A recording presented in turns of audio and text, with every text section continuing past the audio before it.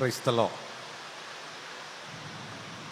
ധന്യനായ യേശുക്രിസ്തുവിൻ തിരുനാമത്തിൽ ഇവിടെ നടക്കുന്ന സുവിശേഷ ഘോഷണത്തിൻ്റെ ഭാഗമാകാൻ സന്നിഹിതരായിട്ടുള്ള എല്ലാ ദൈവദാസന്മാരെയും ഓർത്തുകൊണ്ട് ഞാൻ കർത്താവിനെ സ്തുതിക്കുന്നു. വേദിയിലും സദസ്സിലുമായി ഉപവിഷ്ടരായിട്ടുള്ള ബഹുമാന്യ കർത്താവിദാസന്മാർ, വിശേഷിച്ച് ഇന്ത്യ പെന്തക്കോസ്ത് ദൈവസഭ എലീം ചർച്ചിൻ്റെ അനുഗ്രഹിക്കപ്പെട്ട കർത്താവിൻ്റെ ദാസൻ ഷാജി പാസ്റ്റർ, വേദിയിലിരിക്കുന്ന ഇതര ദൈവദാസന്മാർ, എല്ലാവർക്കായിട്ടും ദൈവത്തിന് സ്തോത്രം. ഇവിടെയുള്ള ഈ ദൈവസഭ എനിക്ക് അപരിചിതമായ ഒരിടമല്ല. ഇതിനു മുമ്പും പലയാവർത്തി എലീം ചർച്ചിൻ്റെ പല പ്രോഗ്രാമുകളിൽ സംബന്ധിക്കുവാൻ, ദീർഘദിവസങ്ങൾ തന്നെയുള്ള പ്രോഗ്രാമുകളുടെ ഭാഗമാകാൻ ദൈവം എളിയവനായ എനിക്കും അവസരങ്ങൾ തന്നിട്ടുണ്ട്. എൻ്റെ ചിരകാല സുഹൃത്തുക്കളും ജ്യേഷ്ഠസ്ഥാനീയരായ സഹോദരന്മാരുമായി നിരവധി പേർ ഇവിടെയുണ്ട്. ആദരണീയനായ മാത്യു ചെറിയൻ സാറ്, സണ്ണിച്ചായൻ, ജോഷുവച്ചായൻ, അങ്ങനെ വിശ്വാസികൾക്കിടയിലും ദേവാസന്മാർക്കിടയിലും പരിചിതരായ നിരവധി പേരുണ്ട്. പാട്ടുപാടുന്ന കുഞ്ഞുങ്ങളും ദേവദാസനും സഹോദരങ്ങളുമൊക്കെ തന്നെ പല നിലകളിൽ പരിചിതരാണ്. അങ്ങനെയുള്ള ഒരു വേദിയിൽ ഒരിക്കൽ കൂടി പ്രസംഗിക്കാൻ ഒരവസരം കിട്ടുന്നത് സന്തോഷനിർഭരമായ ഒരു നിയോഗമായി ഞാൻ കാണുന്നു. ഒപ്പം തന്നെ കുമ്പനാട് YMC ഹാളിൽ ഇങ്ങനെ ഒരു യോഗം നടക്കുമ്പോൾ അതിന് സുവിശേഷ യോഗമെന്നുകൂടി പേർ പറയുന്ന ഒരു അന്തരീക്ഷം സംജാതമാകുമ്പോൾ അതിൽ ഒരനൗചിത്യമുണ്ട് എന്ന് ചിലരെങ്കിലും ധരിക്കുന്നുവെങ്കിൽ അതൊരു തെറ്റാണ്. കാരണം സുദീർഘ വർഷങ്ങളുടെ സുവിശേഷ പാരമ്പര്യമുള്ള ഒരു മണ്ണിൽ വീണ്ടും അത് പ്രസംഗിക്കേണ്ടതുണ്ടോ എന്ന ചോദ്യം തികച്ചും അർത്ഥവത്താണ്. കാരണം എല്ലായിടത്തുമുള്ള എല്ലാവർക്കും ഏത് കാലഘട്ടത്തിലും പ്രസംഗിക്കേണ്ട വിഷയമാണ് സുവിശേഷം. ആവർത്തന പുസ്തകം അതിന് വലിയ തെളിവാണ്. മരുഭൂമി യാത്രയിൽ ഉണ്ടായ തലമുറയുടെ ആത്മീക ഉന്നമനത്തിനും ഓർമ്മപ്പെടുത്തലിനും വേണ്ടി, അവർ വന്ന വഴികളെക്കുറിച്ച് പറയേണ്ടതിനു വേണ്ടി രൂപപ്പെട്ടതാണ് ആവർത്തന പുസ്തകം. മുൻ പുസ്തകങ്ങളിൽ പറഞ്ഞിട്ടുള്ള ചിന്തകൾ ഒരിക്കൽ കൂടി ആവർത്തിച്ചുകൊണ്ട് നാം വന്ന വഴികളെക്കുറിച്ച് പുതുതലമുറയെ ബോധ്യപ്പെടുത്തുകയാണ് ആവർത്തന പുസ്തകം എന്നതുപോലെ സുവിശേഷം ആവർത്തിച്ചുകൊണ്ടേയിരിക്കേണ്ടതാണ്. യേശുവിൻ്റെ വരവോരെ പ്രസംഗിക്കേണ്ടതാണ്. നമുക്ക് ദൈവം തന്നിട്ടുള്ള സുവിശേഷ ഘോഷണത്തിൻ്റെ അവസാന ഘട്ടമെന്നത് കർത്താവിൻ്റെ പുനരാഗമനമാണ്. അങ്ങനെയെങ്കിൽ ഏറ്റവും മഹത്തരമായ ഒരു രാത്രി ദൈവം നമുക്ക് തന്നിരിക്കയാൽ ഈ അകത്തിരുന്ന് വചനം കേൾക്കുന്നവരും ഏതെങ്കിലും സന്ദർഭത്തിൽ പുറത്ത് ദൈവവചനം കേൾക്കാൻ സന്നിഹിതരായിട്ടുള്ള ഒരാളെങ്കിലും ഉണ്ടെങ്കിൽ അവർക്കും വേണ്ടി നാം പലപ്പോഴും കേട്ട് മനസ്സിലാക്കിയിട്ടുള്ള ഏറ്റവും പ്രസക്തമായ യേശുവിൻ്റെ ക്രൂശീകരണത്തെ ആധാരമാക്കിക്കൊണ്ടുള്ള സുവിശേഷ സന്ദേശം ഈ ആമുഖരാത്രി പങ്കിടേണ്ടതിന് പ്രാർത്ഥനയോടെ ഞാൻ ദൈവസന്നിധിയിലായിരിക്കുന്നു. നമുക്ക് ഇന്നത്തെ ധ്യാനത്തിനും ചിന്തയ്ക്കും വേണ്ടി വായിക്കേണ്ട വേദഭാഗം വിശുദ്ധ പൗലോസ് കൊരിന്ത്യർക്കെഴുതിയ 1-ാം ലേഖനം 1-ാം അധ്യായം 22, 23, 24 വാക്യങ്ങൾ വായിച്ചു കേൾക്കാം. പ്രാർത്ഥനയോടെ ദൈവസന്നിധിയിലായിരിക്കാം. യഹൂദന്മാർ അടയാളം ചോദിക്കുകയും യവനന്മാർ ജ്ഞാനം അന്വേഷിക്കുകയും ചെയ്യുന്നു. ഞങ്ങളോ ക്രൂശിക്കപ്പെട്ട ക്രിസ്തുവിനെ പ്രസംഗിക്കുന്നു. യഹൂദന്മാർക്ക് ഇടർച്ചയും ജാതികൾക്ക് ഭോഷത്വവുമെങ്കിലും യഹൂദന്മാരാകട്ടെ യവനന്മാരാകട്ടെ വിളിക്കപ്പെട്ട ഏവർക്കും ദൈവശക്തിയും ദൈവജ്ഞാനവുമായ ക്രിസ്തുവിനെ തന്നെ മതി. അനുപമമായ മഹത്തരമായ ശ്രേഷ്ഠമായ ഈ വചനത്തിനായി ദൈവത്തിന് സ്തോത്രം.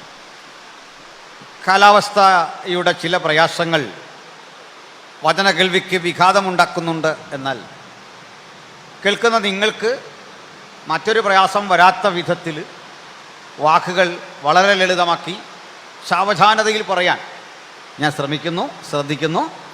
നിങ്ങൾക്ക് കേൾക്കാൻ കഴിയും എന്ന് പ്രതീക്ഷിക്കുന്നു. കേൾക്കാമോ? കേൾക്കാം. നന്ദി, സ്തോത്രം. നാം വായിച്ച ഈ മഹത്തര തിരുവെഴുത്തിലേക്ക് നമുക്ക് ഒരുമിച്ച് പോകണം. ആ വചനം നമ്മൾ പലപ്പോഴും കേട്ടതാണ്. ഇവിടെ ഇരിക്കുന്ന മഹാഭൂരിപക്ഷം ആളുകളും 99% ആളുകളും കേട്ട് മനസ്സിലാക്കിയ രക്ഷാനുഭവത്തെക്കുറിച്ചുള്ള, അതുപോലെ ക്രൂശീകരണത്തെക്കുറിച്ചുള്ള സുവിശേഷത്തിൻ്റെ ലളിതമായ വാക്കുകളാണ് വായനയിലൂടെ കേട്ടത്. അതെന്താണ്? യഹൂദന്മാർ എന്ന ഒരു സമൂഹത്തെ നമ്മുടെ മുമ്പാകെ വെക്കുന്നു. രണ്ടാമത് ഗ്രീക്കുകാർ അഥവാ യവനന്മാരെ നമ്മുടെ മുമ്പിൽ പൗലോസ്ലീഹ പ്രസന്റ് ചെയ്യുന്നു. മൂന്നാമതായി ഞങ്ങൾ അഥവാ സുവിശേഷത്തിൻ്റെ വക്താക്കളായി യേശുവിനെ പ്രസംഗിക്കുന്ന ഒരു സമൂഹത്തെ ഇവയ്ക്ക് രണ്ടിനും ബദലായിട്ട് അവതരിപ്പിക്കുന്നു. രണ്ട് ദിശകളിലേക്കുള്ള മനുഷ്യജീവിതത്തിൻ്റെ അന്വേഷണങ്ങളാണ് ആദ്യത്തെ 2 വാക്യങ്ങളിൽ. യഹൂദൻ എന്താണ് ചെയ്യുന്നത്? അവൻ അന്വേഷകനാണ്. ഗ്രീക്കുകാരൻ എന്താണ് ചെയ്യുന്നത്? അവനും അന്വേഷകനാണ്. 2 തരത്തിൽ അന്വേഷണങ്ങൾക്കൊടുവിൽ ഞങ്ങളാകട്ടെ അന്വേഷകരല്ല, ഞങ്ങൾ ഉത്തരം നൽകുന്നവരാ, ഞങ്ങൾ മറുപടി പറയുന്നവരാ. യഹൂദൻ്റെ ചോദ്യത്തിനും ഗ്രീക്കുകാരൻ്റെ ചോദ്യത്തിനും ഒരുപോലെയുള്ളതും എക്കാലഘട്ടത്തിലുമുള്ളതും എന്നും മനുഷ്യരാശി അറിഞ്ഞിരിക്കേണ്ടതും അനുഭവിക്കേണ്ടതുമായ ഒരു വസ്തുതയെക്കുറിച്ച് പറഞ്ഞിട്ട് പറയുക, അല്ലയോ യഹൂദന്മാരെ നിങ്ങൾ അടയാളം തിരയുന്നു, അല്ലയോ ഗ്രീക്കുകാരെ നിങ്ങൾ ജ്ഞാനം തിരയുന്നു. ഈ ജ്ഞാനത്തിൻ്റെ അന്വേഷണം അല്ലെങ്കിൽ അടയാളത്തിൻ്റെ അന്വേഷണം നിങ്ങളെ കൊണ്ടെത്തിക്കുന്നത് നിരർത്ഥകമായ അസംതൃപ്തമായ ഒരു ലോകത്താണെങ്കിൽ ഞങ്ങൾ അതിനെ പൂരിപ്പിക്കുന്ന, ആ മനസ്സിൻ്റെ ശൂന്യതയെ പൂരിപ്പിക്കുന്ന മഹത്തരമായൊരു ഉത്തരം തരികയാണ്. അത് യഹൂദനാകട്ടെ യവനനാകട്ടെ വിശ്വസിക്കുന്ന ഏവനും ദൈവശക്തിയാകുന്നു. എത്ര ഉറപ്പോടെ, എത്ര ആധികാരികതയോടെ ധനനായ പൗലോസ് ഈ ഒരു വചനം പറയാൻ ആട്ടുന്ന ആർജവം വളരെ സുപ്രധാനമാണ്. എന്നിട്ട് ഈ സുവിശേഷത്തിൻ്റെ ഒരു സവിശേഷത പറയുകയാണ്. അത് കേൾക്കുന്ന ചിലർക്ക് ഭോഷത്വമാണ്, അത് കേൾക്കുന്ന ചിലർക്ക് ഇടർച്ചയാണ്. ചിലർക്ക് ഭോഷ്കായി തോന്നുന്നു, ചിലർക്ക് ഇടർച്ച വരുത്തുന്നു. ഇടർച്ച വരുത്തുന്നതും ഭോഷ്ക്കെന്ന് തോന്നുന്നതുമായ നിങ്ങൾ തള്ളിക്കളഞ്ഞ, നിരാകരിച്ച ഈ സന്ദേശത്തിൻ്റെ ഒരു കരുത്തും നിശ്ചയദാർഢ്യവും ഞങ്ങൾ പ്രസംഗിക്കുമ്പോൾ, ഞങ്ങൾ ആവിഷ്കരിക്കുമ്പോൾ, ഇന്ന് ഈ സുവിശേഷം ലോകത്ത് അവതരിപ്പിക്കപ്പെട്ടിട്ട് 2000-ൽ പരം ആണ്ടുകൾ കഴിയുന്നു. ഒരിക്കൽ അടയാളം ചോദിച്ചിറങ്ങിയ ആ ജനതയ്ക്ക് സമൂഹത്തിൻ്റെ മുമ്പിൽ ഒരടയാള അന്വേഷകർക്കപ്പുറത്തേക്ക് കാര്യമായി വളരാൻ കഴിഞ്ഞില്ല. അപ്പുറത്ത് അവരുടെ മാർഗം പാലസ്തീനിയായുടെ പരിമിതി കൊണ്ട് ഏതാണ്ടൊക്കെ ഉന്മൂലനം ചെയ്യപ്പെട്ടു. അവരുടെ മതസ്ഥാപനങ്ങൾ നിരാകരിക്കപ്പെട്ടു, അവരുടെ പള്ളികൾ തച്ചുടയ്ക്കപ്പെട്ടു. അപ്പുറത്ത് കാലകരണപ്പെട്ടു പോയി ചില കാഴ്ചപ്പാടുകൾ. ഇന്നാകട്ടെ യഹൂദന്മാരുടെ മതം അക്ഷരാർത്ഥത്തിൽ അതിൻ്റെ ശക്തിയോടെ കരുത്തോടെ നിലനിൽക്കുന്നില്ല എന്നുള്ളതാണൊരു സത്യം. മറ്റൊരർത്ഥത്തിൽ പറഞ്ഞാൽ യഹൂദമതത്തിന് ഏറ്റവും അധികം കാലോചിതമായ പരിഷ്കരണങ്ങൾ വേണ്ടി വന്നിരിക്കുന്നു. അവർക്ക് ആലയമില്ല, അവർക്ക് പുരോഹിതനില്ല, പഴയതുപോലെ യാഗമില്ല. യാഗവും പുരോഹിതനും ഒന്നുമില്ലാതെ ആ മതം ഇന്ന് ഒരു പുതിയ വ്യാഖ്യാന തലം തേടുന്നു. ഞാൻ യഹൂദന്മാർക്ക് തിരിച്ച് ഒരു ആലയമുണ്ടാകുമെന്നും ആ ആലയത്തിൽ യാഗം നടക്കുമെന്നും ആ ആലയത്തിൽ എതിർക്രിസ്തു ആണരുള്ളുമെന്നുമൊക്കെ ഉള്ള ഒരു ചിന്ത നമ്മുടെ ഇടയിലുണ്ട്. അതിൻ്റെ ശരിതെറ്റുകളിലേക്ക് ഞാൻ പോകുന്നില്ല. കാരണം അന്ത്യകാല സംഭവങ്ങളുടെ പല പ്രസംഗങ്ങളും ഒരുപക്ഷെ ഒരു വ്യാഖ്യാതാവ് പറയുന്നത് പോലെ ആധികാരികമായിരിക്കില്ല മറ്റൊരാളുടേത്. അഭിപ്രായ ഭിന്നതകളുണ്ട്. പക്ഷെ ഒരു ന്യായമായ സംശയം അപ്പോഴൊക്കെ ഞാൻ ഉന്നയിക്കാറുണ്ട്. മറുപടി കിട്ടാത്ത ഒരു ചോദ്യം അവിടെ അവശേഷിക്കുന്നു. ഇനിയും ഒരിക്കൽ കൂടി യഹൂദൻ ആലയം പണിയുമ്പോൾ അല്ലെങ്കിൽ വീണ്ടും യാഗാദികർമ്മങ്ങൾ അവിടെ വീണ്ടും പുനരാവിഷ്കരിക്കപ്പെടുന്നു എന്ന് പറഞ്ഞാൽ എങ്ങനെയാണ് നിങ്ങളൊരു പുരോഹിതനെ കണ്ടെത്തുക? എങ്ങനെയാണ് ഈ പുരോഹിതന് ലെവിറ്റിക്കൽ ഓർഡർ അനുസരിച്ചുള്ള ഒരു ഓർഡിനേഷൻ ലഭിക്കുക? അതിന് ഇന്ന് ആ ലേവ്യ പൗരോഹിത്യത്തിൻ്റെ തുടർച്ച എങ്ങനെയാണ് കണ്ടെത്താൻ സാധിക്കുക? കാരണം ഇന്ന് ലേവ്യരടക്കമുള്ള എല്ലാ ഗോത്രങ്ങളും പരസ്പരം മിശ്രിതരായി തീർന്നുകൊണ്ട് കാലത്തിൻ്റെ അല്ലെങ്കിൽ ജനസഞ്ചയത്തിൻ്റെ മധ്യത്തിൽ എവിടേക്കോ കിടപ്പുണ്ട്. അവർ ലേവ്യരായി കിടന്നാൽ കൂടി ഒരു പ്രശ്നം നിലനിൽക്കുന്നു. അഹരോനിൽ നിന്ന് ഒഴുകിയെത്തുന്ന കൃത്യമായ ഈ കൈവപ്പ് തലമുറകളിലൂടെ കിട്ടണം. കേവലം ലേവി ഗോത്രക്കാരനായിട്ട് കാര്യമില്ല. ഒരുപക്ഷെ ലേവി ഗോത്രക്കാരനെ നമുക്ക് DNA ടെസ്റ്റ് വഴിയൊക്കെ ഐഡൻറ്റിഫൈ ചെയ്തേക്കാൻ പറ്റും. പക്ഷേ ഒരു പുരോഹിതനെ അങ്ങനെ കണ്ടെത്താനാവില്ല. ഈ നമ്മളുടെ അഹരോൻ തലയിൽ കൈവച്ചിട്ട് ആ കൈവപ്പിലൂടെ പോരുന്ന പിന്തുടർച്ച കിട്ടുന്നില്ലെങ്കിൽ എങ്ങനെയാണ് യഹൂദനൊരു യാഗം കഴിക്കാൻ സാധിക്കുക? അതൊക്കെ നമ്മുടെ വിഷയമായിട്ട് നേരിട്ട് ബന്ധമൊന്നുമില്ല. ഒരു കാര്യം പറയാൻ ഞാനതുവഴി വന്നേ ഉള്ളൂ. ഒരാശയക്കുഴപ്പം പ്രത്യേകിച്ച് സൃഷ്ടിക്കുകയല്ല. പഠന വിഷയം എന്ന നിലയിൽ ഞാനൊരു നിർദ്ദേശം മുമ്പിട്ട് വെച്ചതാണ്. അത് പോകട്ടെ, മറ്റൊരു പ്രശ്നം ഇവിടെ അവശേഷിക്കുന്നു. യഹൂദമതം അതിൻ്റെ തനിമയിൽ നിന്ന്, അതിൻ്റെ സ്വരൂപത്തിൽ നിന്ന്, അത് ആവിഷ്കരിച്ച കാലത്ത് എന്തായിരുന്നുവോ അതിൽ നിന്ന് കാതങ്ങൾ മാറിപ്പോയിട്ടുണ്ട്. യഹൂദമതത്തിന് മാത്രമല്ല, ലോകത്തിലെ സകല മതങ്ങൾക്കും കാലത്തിനനുസരിച്ച് പരിഷ്കരിക്കേണ്ടി വന്നിട്ടുണ്ട്. കല്ലെറിഞ്ഞു കൊല്ലുന്ന സംസ്കാരം അവിടെ ഉണ്ടായിരുന്നു. തലയെറുത്തു മാറ്റുന്ന സംസ്കാരം മതങ്ങൾ പഠിപ്പിച്ചിട്ടുണ്ട്. പക്ഷേ ഇന്ന് കല്ലെറിഞ്ഞു കൊല്ലൽ ഏതാണ്ടൊക്കെ ലോകത്തിൻ്റെ പലയിടങ്ങളിൽ നിന്ന് പാടെ പോയിക്കൊണ്ടിരിക്കുന്നു. തലയെറുത്തു മാറ്റുന്ന ആ വിദ്യ, ആ രീതി, ആ ശിക്ഷ ഏതാണ്ടൊക്കെ പോയിക്കൊണ്ടിരിക്കുന്നു. മതങ്ങളൊക്കെ പരിഷ്കരിക്കപ്പെട്ടുകൊണ്ടിരിക്കുന്നു. ആധുനികമായ ജനാധിപത്യ മൂല്യങ്ങൾക്കനുസൃതമായി മതം മാറിക്കൊണ്ടിരിക്കുന്നു. മതത്തിന് മാറ്റമില്ല എന്ന കാഴ്ചപ്പാടുകൾക്ക് യാതൊരു അർത്ഥവുമില്ലാത്ത വിധത്തിൽ മതം അതിൻ്റെ ചിന്തയിൽ ഒട്ടേറെ മാറ്റങ്ങൾ വരുത്തിയിരിക്കുന്നു. ആചാരങ്ങൾക്ക് മാറ്റം വരുത്തിയിരിക്കുന്നു. ആചാരങ്ങൾ പണ്ടേറ്റവും ശ്രേഷ്ഠമെന്ന് കരുതിയ ആചാരങ്ങൾ ദുരാചാരങ്ങൾ എന്ന് കണ്ടിരിക്കുന്നു. ബെന്റിംഗ് പ്രഭുവിൻ്റെ കാലത്താണ് നാം ഏവരും അറിയുന്ന ഏറ്റവും പ്രധാനപ്പെട്ട ഒരു ദുരാചാരം നമ്മുടെ രാജ്യത്ത് നിന്ന് നീക്കം ചെയ്യുന്നത്. അതെന്താണ്? 10 or 16 വയസ്സുള്ള ഒരു പെൺകുട്ടിയെ 80 or 85 വയസ്സ് പ്രായമുള്ള ഒരു മുതുമുത്തശ്ശൻ വിവാഹം കഴിക്കുന്നു. ആ വിവാഹം കഴിഞ്ഞിട്ട് ഏതാനും നാളുകൾക്കുള്ളിൽ പ്രായാധിക്യം കൊണ്ട് ഈ മുത്തശ്ശൻ മരിച്ചു പോകുന്ന ഈ മനുഷ്യൻ്റെ ആ ചിതയിലേക്ക് ഈ പെൺകുട്ടിയെ കൂടി കിടത്തിക്കൊണ്ട് അവൾ എഴുന്നേറ്റോടാതിരിക്കത്തക്ക വിധം പച്ചമുളകൾ കീറിവെച്ചിട്ട് ഈ മുളകൾ കയറുകൊണ്ട് നെയ്ത് അവളുടെ ചലനശേഷി മുഴുവൻ നിഷ്പ്രഭമാക്കിയിട്ട് അവളെ തീ വെച്ചു കൊല്ലുന്നു. ഈ കാഴ്ച നമ്മുടെ ശരാംപൂർ മിഷണറിയായ നമ്മളേറെ ആദരിക്കുന്ന വില്യം കേറിയെ പോലെയുള്ള ആളുകളുടെ മനസ്സിൽ വല്ലാതെ മുറിവേൽപ്പിച്ചു. പെന്തക്കോസ്തലിസത്തിൻ്റെ ഇന്ത്യയിലെ തന്നെ ആരംഭ പ്രവർത്തകരിൽ ഒരാളായ ആദരണീയയായ നമ്മുടെ ഒരു മാന്യ ലേഡി ഉണ്ടല്ലോ, ചിത്പവൻ ബ്രാഹ്മൺ കുലത്തിൽപ്പെട്ട കൽക്കട്ടയുടെ തെരുവുഗതികളിലൊക്കെ അലഞ്ഞു തിരയുന്ന മനുഷ്യരെ ശേഖരിച്ചെടുത്ത, അതുപോലെ ഈ പറയപ്പെട്ട നമ്മളുടെ വിധവാരായിത്തീരുന്ന പെൺകുട്ടികളെ കൊണ്ട് സ്വന്തം മുക്തനി മിഷനിൽ പരിപാലിച്ച, ഒടുവിൽ രാഷ്ട്രപതിയുടെ ഇന്ത്യ മഹാരാജ്യം തന്നെ ആദരിച്ച പണ്ഡിത രമാബായി, ഈ രമാബായിയെ പോലെയുള്ള ആളുകളുടെ ഉള്ളിൽ ഇത് കൊടുത്ത വേദന വലുതായിരുന്നു. പക്ഷേ സതിയുടെ ചരിത്രം എഴുതുന്നവരൊന്നും ക്രൈസ്തവ പ്രാതിനിധ്യം പറയാറില്ല. അതിനെ പാടെ ഒഴിവാക്കിക്കൊണ്ടുള്ള ചരിത്രം രചിക്കും. സതിയുടെ പേര്, അതിൻ്റെ നിർമ്മാർജ്ജനത്തെ പറ്റി പറയുമ്പോൾ നമ്മുടെ മനസ്സിലേക്ക് ഓടി വരുന്ന പേരുകൾക്കല്ല അതിൻ്റെ പേറ്റന്റ്, മറിച്ച് അതും മാറ്റുന്നതിൽ വിശ്വാസം വഹിച്ച പങ്ക്, സുവിശേഷം വഹിച്ച പങ്ക്, ബൈബിൾ വഹിച്ച പങ്ക് ഏറ്റവും സുപ്രധാനമാണ്. മറ്റൊരു ചരിത്രത്തിലും അത് രേഖപ്പെടുത്തുന്നില്ലെങ്കിലും എന്നും അത് വിളിച്ചു പറയാനുള്ള ഒരു ബാധ്യത നമുക്കുണ്ട്. എന്നോട് പൊതുവെ ആളുകൾ സംവാദ മണ്ഡലത്തിലൊക്കെ ചെല്ലുമ്പോൾ ഈ പെന്തക്കോസ്തിൻ്റെ സാമൂഹ്യമായ സംഭാവന എന്ത് എന്നൊക്കെ ചോദിക്കുമ്പോൾ ഞാൻ പറയും ഞങ്ങൾ ഇന്ത്യ മഹാരാജ്യത്ത് ആരംഭിക്കുന്ന ഘട്ടത്തിൽ ഇന്ത്യ മഹാരാജ്യത്തിൽ നടമാടിക്കൊണ്ടിരുന്ന സതി നിർമ്മാർജ്ജന മുറിയിലാണ് ഇന്ത്യയിൽ രേഖാമൂലമുള്ള പെന്തക്കോസ്ത് നിറവിൻ്റെ ആദ്യത്തെ ചരിത്രം രേഖപ്പെടുത്തി വച്ചിരിക്കുന്നത്. പുത്തൻ ഗവേഷണമൊക്കെ അതിൻ്റെ കാലഘട്ടത്തിന് മാറ്റം വരുത്തിയിട്ടുണ്ടാകാം, പക്ഷേ സംഭവത്തിന് യാതൊരു വ്യത്യാസവുമില്ല. പ്രിയപ്പെട്ടവരെ, അതുകൊണ്ട് ഞാൻ ഈ പറഞ്ഞു വന്നതിൻ്റെ അർത്ഥം ആചാരങ്ങളും ദുരാചാരങ്ങളും മതഗ്രന്ഥങ്ങളിൽ രേഖപ്പെടുത്തി വച്ച പലതും അതൊക്കെ നിരാകരിക്കേണ്ട അന്തരീക്ഷത്തിലേക്ക് കാലം മാറി. ഞാൻ അഭിമാനപുരസരം പറയാ, പക്ഷെ കഴിഞ്ഞ 2000 ആണ്ടുകളായിട്ട് ഉലകത്തിലൊരു മാറ്റവും ഇല്ലാതെ ഇന്നുമെന്നും ഒരുപോലെ പ്രസംഗിക്കപ്പെടുന്ന ഒരൊറ്റ സന്ദേശമുണ്ടെങ്കിൽ അത് ക്രൂശിക്കപ്പെട്ട യേശുക്രിസ്തുവിനെ കുറിച്ചുള്ള സന്ദേശമാണ്. ആ സുവിശേഷത്തിന്റെ സന്ദേശം അതേ ഉറപ്പോടെ, അതേ കരുത്തോടെ ഉൾക്കൊണ്ട് നമുക്ക് ഈ ലോകത്തോട് മുഴുവൻ അതിന്റെ സാരാംശം ഇങ്ങനെ വിളിച്ചു പറയാം. മറ്റൊരുത്തല്ലും രക്ഷയില്ല. നാം രക്ഷിക്കപ്പെടുവാൻ ആകാശത്തിന് കീഴിൽ മനുഷ്യരുടെ ഇടയിൽ നൽകപ്പെട്ട ഒരേ ഒരു നാമം കർത്താവായ യേശുക്രിസ്തുവിന്റെ നാമം. ക്രൂശിനെ ഉയർത്താൻ കഴിയുന്നത് എത്ര മഹത്തരമായ ഒരനുഭവം. Hallelujah, praise the Lord. അതുകൊണ്ട് ഈ ക്രൂശിക്കപ്പെട്ടവനെ കുറിച്ചുള്ള ഈ ചിന്താധാരയ്ക്ക് പരിഷ്കാരം വരുത്താൻ സാധിച്ചിട്ടില്ല. ഞാനൊരു കാര്യം തുറന്നു പറയട്ടെ.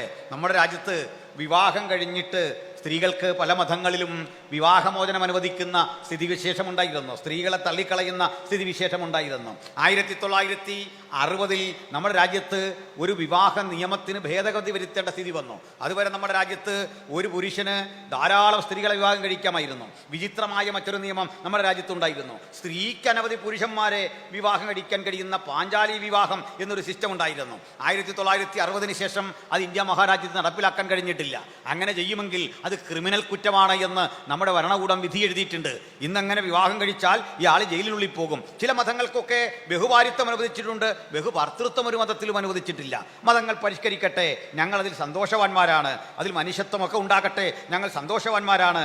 ചരിത്രത്തിൻ്റെ അടരുകളിലെ ഏതെങ്കിലും പുഴുക്കുത്തുകൾ തിരഞ്ഞു പിടിച്ച് ഒരു മതത്തെയും വിമർശിക്കുക ഞങ്ങളുടെ ലക്ഷ്യമല്ല. പക്ഷേ ഞങ്ങൾക്ക് അഭിമാന പുരസരം ഒന്ന് പറയാൻ പറ്റും, ക്രിസ്ത്യൻ വിവാഹ നിയമം പരിഷ്കരിക്കേണ്ടി വന്നിട്ടില്ല.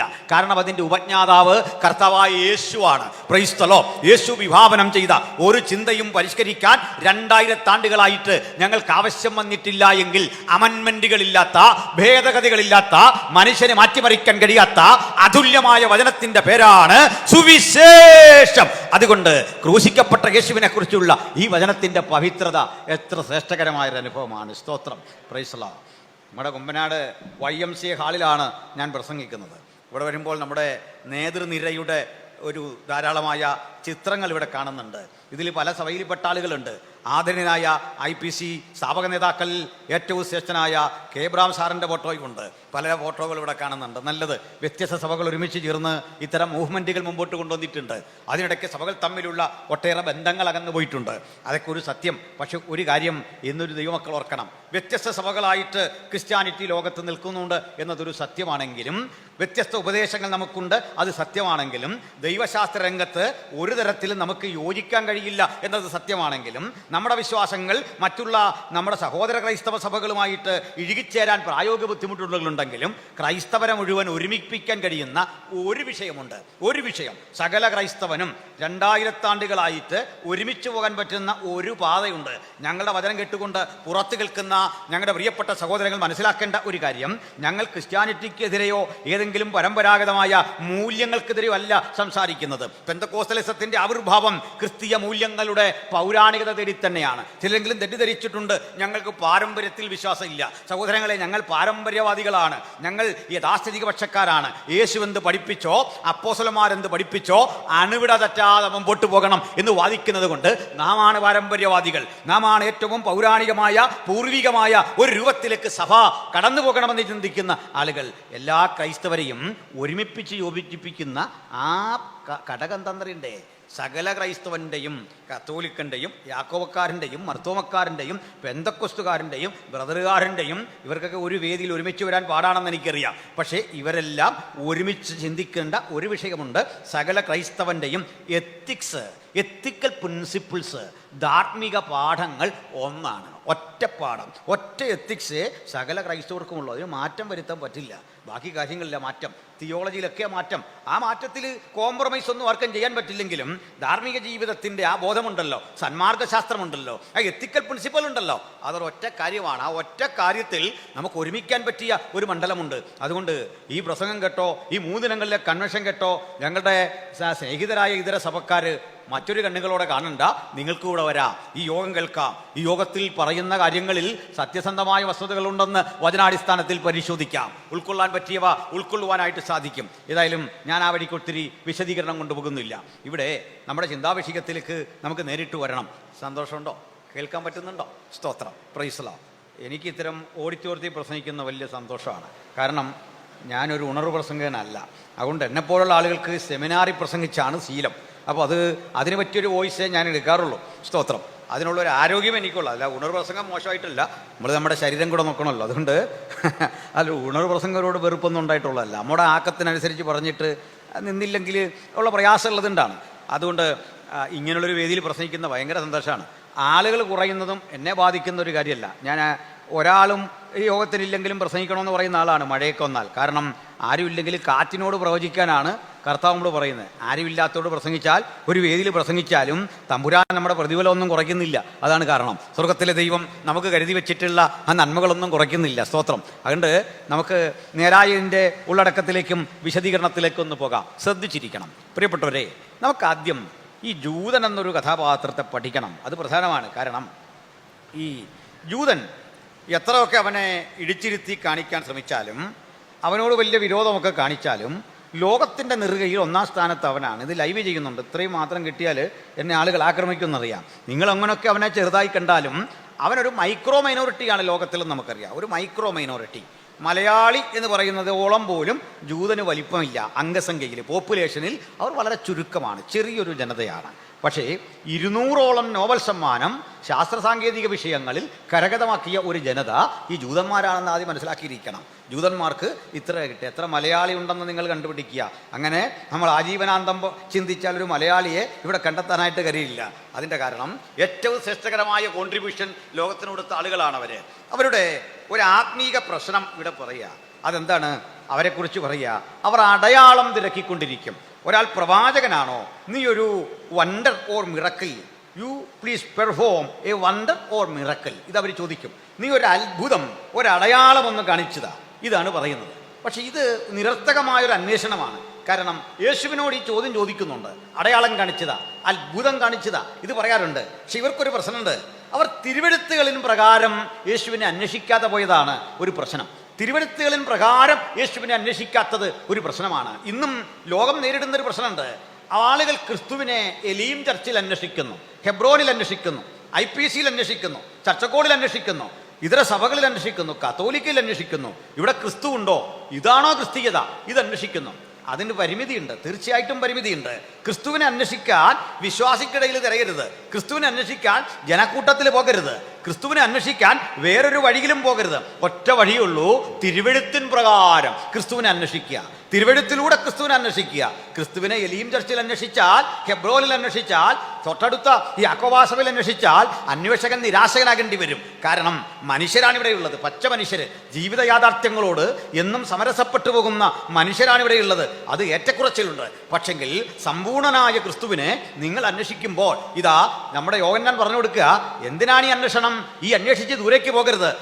നിങ്ങൾ അന്വേഷിച്ച വചനമുണ്ടല്ലോ, അത് കൃപയും സത്യവും നിറഞ്ഞവനായി ഞങ്ങളുടെ ഇടയിലുണ്ട്, ദാ ഇവിടെ ഞങ്ങൾക്കൊപ്പം എന്ന് വിളിച്ചു പറയുന്ന കാര്യമുണ്ടോ? ആഗോള വ്യാപകമായ ക്രിസ്ത്യാനിത്വത്തിന്റെ ശക്തി എന്താണെന്നറിയണ്ടേ?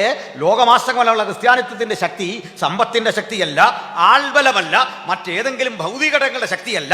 ക്രിസ്തു നമ്മുടെ ഇടയിലുണ്ട് എന്നുള്ളതാണ് ക്രിസ്ത്യാനിത്വത്തിന്റെ ശക്തി. ആ ശക്തി കൊണ്ടാണ് ഇതുവരെ നമ്മൾ വളർന്നത്, ഇതുവരെ മുമ്പോട്ട് പോയത്. സ്തോത്രം. അതുകൊണ്ട് യഹൂദൻ അടയാളം അന്വേഷിച്ച് പിൻവാങ്ങി. ഇനി അടുത്തൊരു കൂട്ടരുണ്ട്, ഗ്രീക്കുകാരാണ്. നമ്മുടെ മലയാളം ബൈബിളിൽ യവനൻ എന്ന് കിടക്കുന്നു. യവനൻ, ഈ പദം മലയാളത്തിൽ പലപ്പോഴും നമ്മൾ കേൾക്കുന്ന യവനൻ, അത് ബൈബിളിൽ മാത്രമല്ല മറ്റ് സെക്കുലർ മേഖലയിലും യവനൻ എന്നാണ് ഈ ഗ്രീക്കുകാരനെ വിളിക്കുന്നത്. ഹിന്ദിയിലാണ് യുനാനി എന്ന് പറയും. നമ്മൾ കണ്ടില്ലേ യുനാനി ചികിത്സ എന്നൊക്കെ കേട്ടിട്ടുണ്ടല്ലോ. ഇവരത്ര ചില്ലറക്കാരല്ല, അതിപ്രഗത്ഭന്മാരായ ബൗദ്ധിക പ്രാധാന്യമുള്ള ആളുകളാണ്, ചിന്താപരതയുള്ള ആളുകളാണ്. സോക്രട്ടീസ് ഇവിടുത്തുകാരനാണല്ലോ, പ്ലേറ്റോ ഇവിടുത്തുകാരനാണല്ലോ, അരിസ്റ്റോട്ടിൽ ഇവിടുത്തുകാരനാണല്ലോ, ഹെറാക്ലിറ്റസ് ഇവിടുത്തുകാരനാണല്ലോ, തെയിൽസ് ഇവിടുത്തുകാരനാണല്ലോ, അലക്സിമാൻഡസ് ഇവിടുത്തുകാരനാണല്ലോ. ഇങ്ങനെ വലിയ ചിന്താധാരകളിലൂടെ മനുഷ്യനെ നയിക്കുന്ന ആളുകൾ. അടുത്തത് ഒരു വലിയ ഗണിതശാസ്ത്രജ്ഞന്മാരാണ്. മാത്സും അതുപോലെ തന്നെ ഫിസിക്സും തത്വചിന്തയും ചരിത്രവും കാവ്യവും നാടകവുമൊക്കെ അഭ്യസിച്ചു. കലയോട്, സാഹിത്യത്തോട്. ഒറ്റവാക്കിൽ പറഞ്ഞാൽ മനുഷ്യൻ ഭൂമിയിൽ എന്തൊക്കെ ജീവിക്കാൻ വേണം, അതിന് ബുദ്ധിപരമായി എന്തൊക്കെ ചെയ്യണം, ഇത് അന്വേഷിച്ചു. ആ കൂടെ അവർ ദൈവത്തെ അന്വേഷിച്ചു. ദൈവം വേണോ? വേണമെങ്കിൽ ആകട്ടെ എന്ന് മാത്രമല്ല, ദൈവവിഷയത്തിൽ അവരുടെ ചിന്ത ഒരു ബഹുദൈവ ബോധത്തിലേക്കാണ് ആളുകളെ നയിച്ചത്. ചിലരാകട്ടെ ഈ ബഹുദൈവ ബോധം അത് വെച്ചു പുലർത്താനും അതിനെ തള്ളിക്കളയാനുമുള്ള സ്വാതന്ത്ര്യം കൂടി അവർ കൊടുത്തു. ഇന്ത്യയും ഗ്രീസുമാണ് പൗരാണിക ലോകത്ത് ദൈവാന്വേഷണങ്ങൾക്കേറെ ഇറങ്ങിത്തിരിച്ച രണ്ട് രാജ്യങ്ങൾ എന്ന് പറയുന്നത്. ഗണിത പഠനത്തിലും ഈ രണ്ട് രാജ്യങ്ങളുടെ പ്രാധാന്യം വളരെ വലുതാണ്. ഇതൊക്കെ വെച്ചുകൊണ്ടാണ് ചില ആളുകൾ പറയാറുണ്ട്, പൗരാണിക ഇന്ത്യ ഭയങ്കര ശ്രേഷ്ഠമായിരുന്നു എന്ന് പറയാറുണ്ട്. അത് തീരെ തള്ളിക്കളയാവുന്നൊരു വാദമല്ല, പൗരാണിക ഇന്ത്യ ശ്രേഷ്ഠം തന്നെയാണ്. പക്ഷെ അതിൻ്റെ പ്രശ്നം, പൗരാണിക ഇന്ത്യയിലെ ഈ വിഭവശേഷി ഉണ്ടല്ലോ, ഈ പഠിക്കാനുള്ള ആ വിഭവശേഷി ഉണ്ടല്ലോ, അല്ലെങ്കിൽ മാത്സും അല്ലെങ്കിൽ ഗണിതവും മറ്റന്വേഷണങ്ങളും അർത്ഥശാസ്ത്രങ്ങളും ഇത് എല്ലാവർക്കും പഠിക്കാൻ പറ്റുമായിരുന്നില്ല. അത് ഡിസ്ട്രിബ്യൂട്ട് ചെയ്യാൻ തയ്യാറായിരുന്നില്ല. 47-ൽ ഇന്ത്യക്ക് സ്വാതന്ത്ര്യം കിട്ടിയ ശേഷമാണ് ഇന്ത്യയിലെ വിഭവങ്ങൾ അവൻ്റെ പൗരൻ്റെ അരികിലേക്ക് എത്തിത്തുടങ്ങിയത്. ഇന്ത്യയുടെ അറിവും വിദ്യാഭ്യാസ ശേഷിയും മറ്റു ഘടകങ്ങളും വിഭവശേഷി പൗരൻ്റെ അരികിലേക്ക് എത്തുന്നത് 47-ന് ശേഷമാണ്. അതുകൊണ്ട് എന്നോടൊരാൾ ചോദിച്ചാൽ ഞാൻ പറയും, ഞാൻ ഇഷ്ടപ്പെടുന്നത് 47-ന് ശേഷമുള്ള ഇന്ത്യയാണ്. ആ ആ ഇന്ത്യയിലാണ് എനിക്ക് ഭരണാധികാരിയെ ചോദ്യം ചെയ്യാൻ പറ്റിയത്, എനിക്ക് വോട്ടവകാശം കിട്ടിയത്, എനിക്ക് എൻ്റെ പ്രധാനമന്ത്രിയെ ചോദ്യം ചെയ്യാൻ സാധിച്ചത്, എൻ്റെ മുഖ്യമന്ത്രിയെ ചോദ്യം ചെയ്യാൻ സാധിച്ചത് 47 ശേഷമാണ്. എൻ്റെ നികുതി ഭാരം കുറഞ്ഞത് അതിന് ശേഷമാണ്. 108 വിധ കരമടക്കേണ്ട സ്ഥിതി പണ്ട് നമ്മുടെ രാജ്യത്തുണ്ടായിരുന്നു. അതൊക്കെ മാറിയത് അതിന് ശേഷമാണ്. ഞാൻ ഒറ്റവാക്കിൽ പറയട്ടെ, ഇന്ത്യക്കാർ ബുദ്ധിമാന്മാരാണ്, അറിവിലും അന്വേഷണത്തിലും മുമ്പിലാണ്. ഗ്രീക്കുകാരും ഇങ്ങനെ തന്നെയാണ്. പക്ഷെ കുറെ കഴിഞ്ഞപ്പോൾ ഒരു കാര്യം നമ്മൾ പഠിച്ചു. ഗ്രീക്കുകാർക്ക് അവരുടെ ഭാഷ ഗ്രീക്കായിരുന്നെങ്കിൽ ഇന്ത്യയിലെ പൗരാണികമായ അന്വേഷണവും പഠനങ്ങളും ഒക്കെ നടന്നത് സംസ്കൃത ഭാഷയിലാണ്. ഈ ഭാഷകളൊക്കെ കാലഹരണപ്പെട്ടുപോയി, ആ ചിന്തകളൊക്കെ കാലഹരണപ്പെട്ടുപോയി, മൃതഭാഷകളായി തീർന്നു. ഭാഷകൾ പോലും മരിച്ചു, അതിൻ്റെ ഊർജം മുഴുവൻ നിഷ്പ്രഭമായി. പൗരാണികമായ ആ ചരിത്രത്തിൻ്റെ വികാരത്തള്ളലിൽ ഒരാവേശം ഉൾക്കൊണ്ട് ജീവിക്കാം എന്നതിനപ്പുറത്തേക്ക് അതൊരു പ്രയോജനവും ചെയ്യാതെയായി. അതെല്ലാം തകർന്നടിഞ്ഞു എന്ന് മനസ്സിലാക്കുമ്പോൾ ഒരു കാര്യം ഓർക്കണം. നളന്തയും തക്ഷശിലയും പോലെ പൗരാണിക സ്ഥാപനങ്ങൾ ഉണ്ടായിരുന്നു ഇവിടെ, അവ തകർന്നുപോയി. മനസ്സിലാക്കണം. ഇനി ഗ്രീക്കുകാരുടെ കാര്യം നോക്കുക. അവിടെ ലൈസിയം ഉണ്ടായിരുന്നു, പ്രധാനപ്പെട്ട കലാലയങ്ങൾ, എത്ര അധ്യാപകർ, ഇതൊക്കെ ഉണ്ടായിരുന്നു എന്ന് ഓർക്കണം. പക്ഷെ ഞങ്ങൾക്ക് ക്രൈസ്തവർക്ക് ഒരാചാര്യനില്ലാതെ പോയി. നമുക്കുണ്ടായിരുന്ന പത്രോസാണ്. സോക്രട്ടീസിൻ്റെ സ്ഥാനത്ത് നമുക്കുണ്ടായിരുന്നത് ബേസൈദ കടൽക്കരയിൽ മീൻ പിടിച്ച് ജീവിച്ചൊരു പത്രോസ്, ചേട്ടനായ അന്ത്രയോസ്, യോഹന്നാൻ, ഏറ്റവും ദുർബലരായ 12 പേര്. ഇരിക്കാനൊരിടമില്ല, ഒരു ഹെഡ് ക്വാർട്ടേഴ്സ് ഇല്ല, സീലും ലെറ്റർ പാഡ് സ്വന്തം ഇല്ല, സഞ്ചരിക്കാൻ ഒരു കഴുത പോലുമില്ല, ഒരു കഴുത സ്വന്തമില്ലാത്ത, ഒരു കുതിര സ്വന്തമില്ലാത്ത, ലെറ്റർ പാടും സീലുമില്ലാത്ത ഒരു ചെറിയ മാർഗം, വാടക പോലും കൊടുക്കാൻ നിർവാഹമില്ലാതെ മർക്കോസിന്റെ മാളിക മുറി കടം വാങ്ങിക്കൊണ്ട് അവിടെ രൂപപ്പെട്ടു വന്ന ഒരു മാർഗം 2000 ആണ്ടായിട്ട് സോക്രട്ടേറിയൻ ചിന്തകളെ അപ്രസക്തമാക്കി, ഭാരതീയ ചിന്തകളെ അപ്രസക്തമാക്കി, ലോകത്തിന്റെ 5 വൻകരകളിലും ഏറ്റവും വളർന്നു നിൽക്കുന്ന ഒരു വടവൃക്ഷമായി മാറിയതിന്റെ പിന്നിലെ കാരണം എന്താ? അല്ലയോ യവനായരേ, നിങ്ങൾ തിരഞ്ഞിണഞ്ഞ ആ ജ്ഞാനമില്ലേ? അല്ലയോ ലോകമേ, നിങ്ങൾ അന്വേഷിച്ചിറങ്ങിയ ആ യാഥാർത്ഥ്യമില്ലേ? എന്താണ് ശരിയെന്ന് ചോദിച്ച് നിങ്ങൾ ഇറങ്ങിയില്ലേ? ആ ശരികൾക്ക് ഞങ്ങൾ പറഞ്ഞ വിധി, ഞങ്ങൾ പറഞ്ഞ ഉത്തരം, നിങ്ങളുടെ സകല ചോദ്യങ്ങൾക്കും ഉള്ള ആത്യന്തിക മറുപടി ക്രൂശിക്കപ്പെട്ട ക്രിസ്തുവാണെന്ന് 2000 വർഷം ഞങ്ങൾ ഉലകത്തോട് പറഞ്ഞപ്പോൾ ആ തെറ്റാണെന്ന് നിങ്ങൾക്ക് തോന്നി, അത് ഹോഷ്കാണെന്ന് തോന്നി. പക്ഷേ ആധുനിക ലോകം അത് കൈനീട്ടി സ്വീകരിച്ചു. ഇന്നും വളരുന്ന മാർഗം യേശുവിന്റെ മാർഗമാണ്. അനുനിമിഷം ചലനാത്മകമായ മാർഗം യേശുവിന്റെ മാർഗമാണ്. അതിവേഗത്തിൽ വളരുന്ന മാർഗം യേശുവിന്റെ മാർഗമാണ്. ലോകത്തേറ്റവും അധികം ആളുകൾ രക്തം ചൊരിഞ്ഞ് വില കൊടുത്തു വാങ്ങിയ മാർഗം യേശുവിന്റെ മാർഗമാണ്. ജനകോടികൾ പ്രാണത്യാഗം ചെയ്ത് ഇന്നും പിടിച്ചു നിൽക്കുന്നത് ഈ മാർഗത്തിന് വേണ്ടിയാണ്. Hallelujah, praise the Lord. അപ്പം ഞാൻ ഈ ക്രൂശിക്കപ്പെട്ട ക്രിസ്തു എന്ന ആ ടോപ്പിക്കിലേക്ക് വന്നില്ല.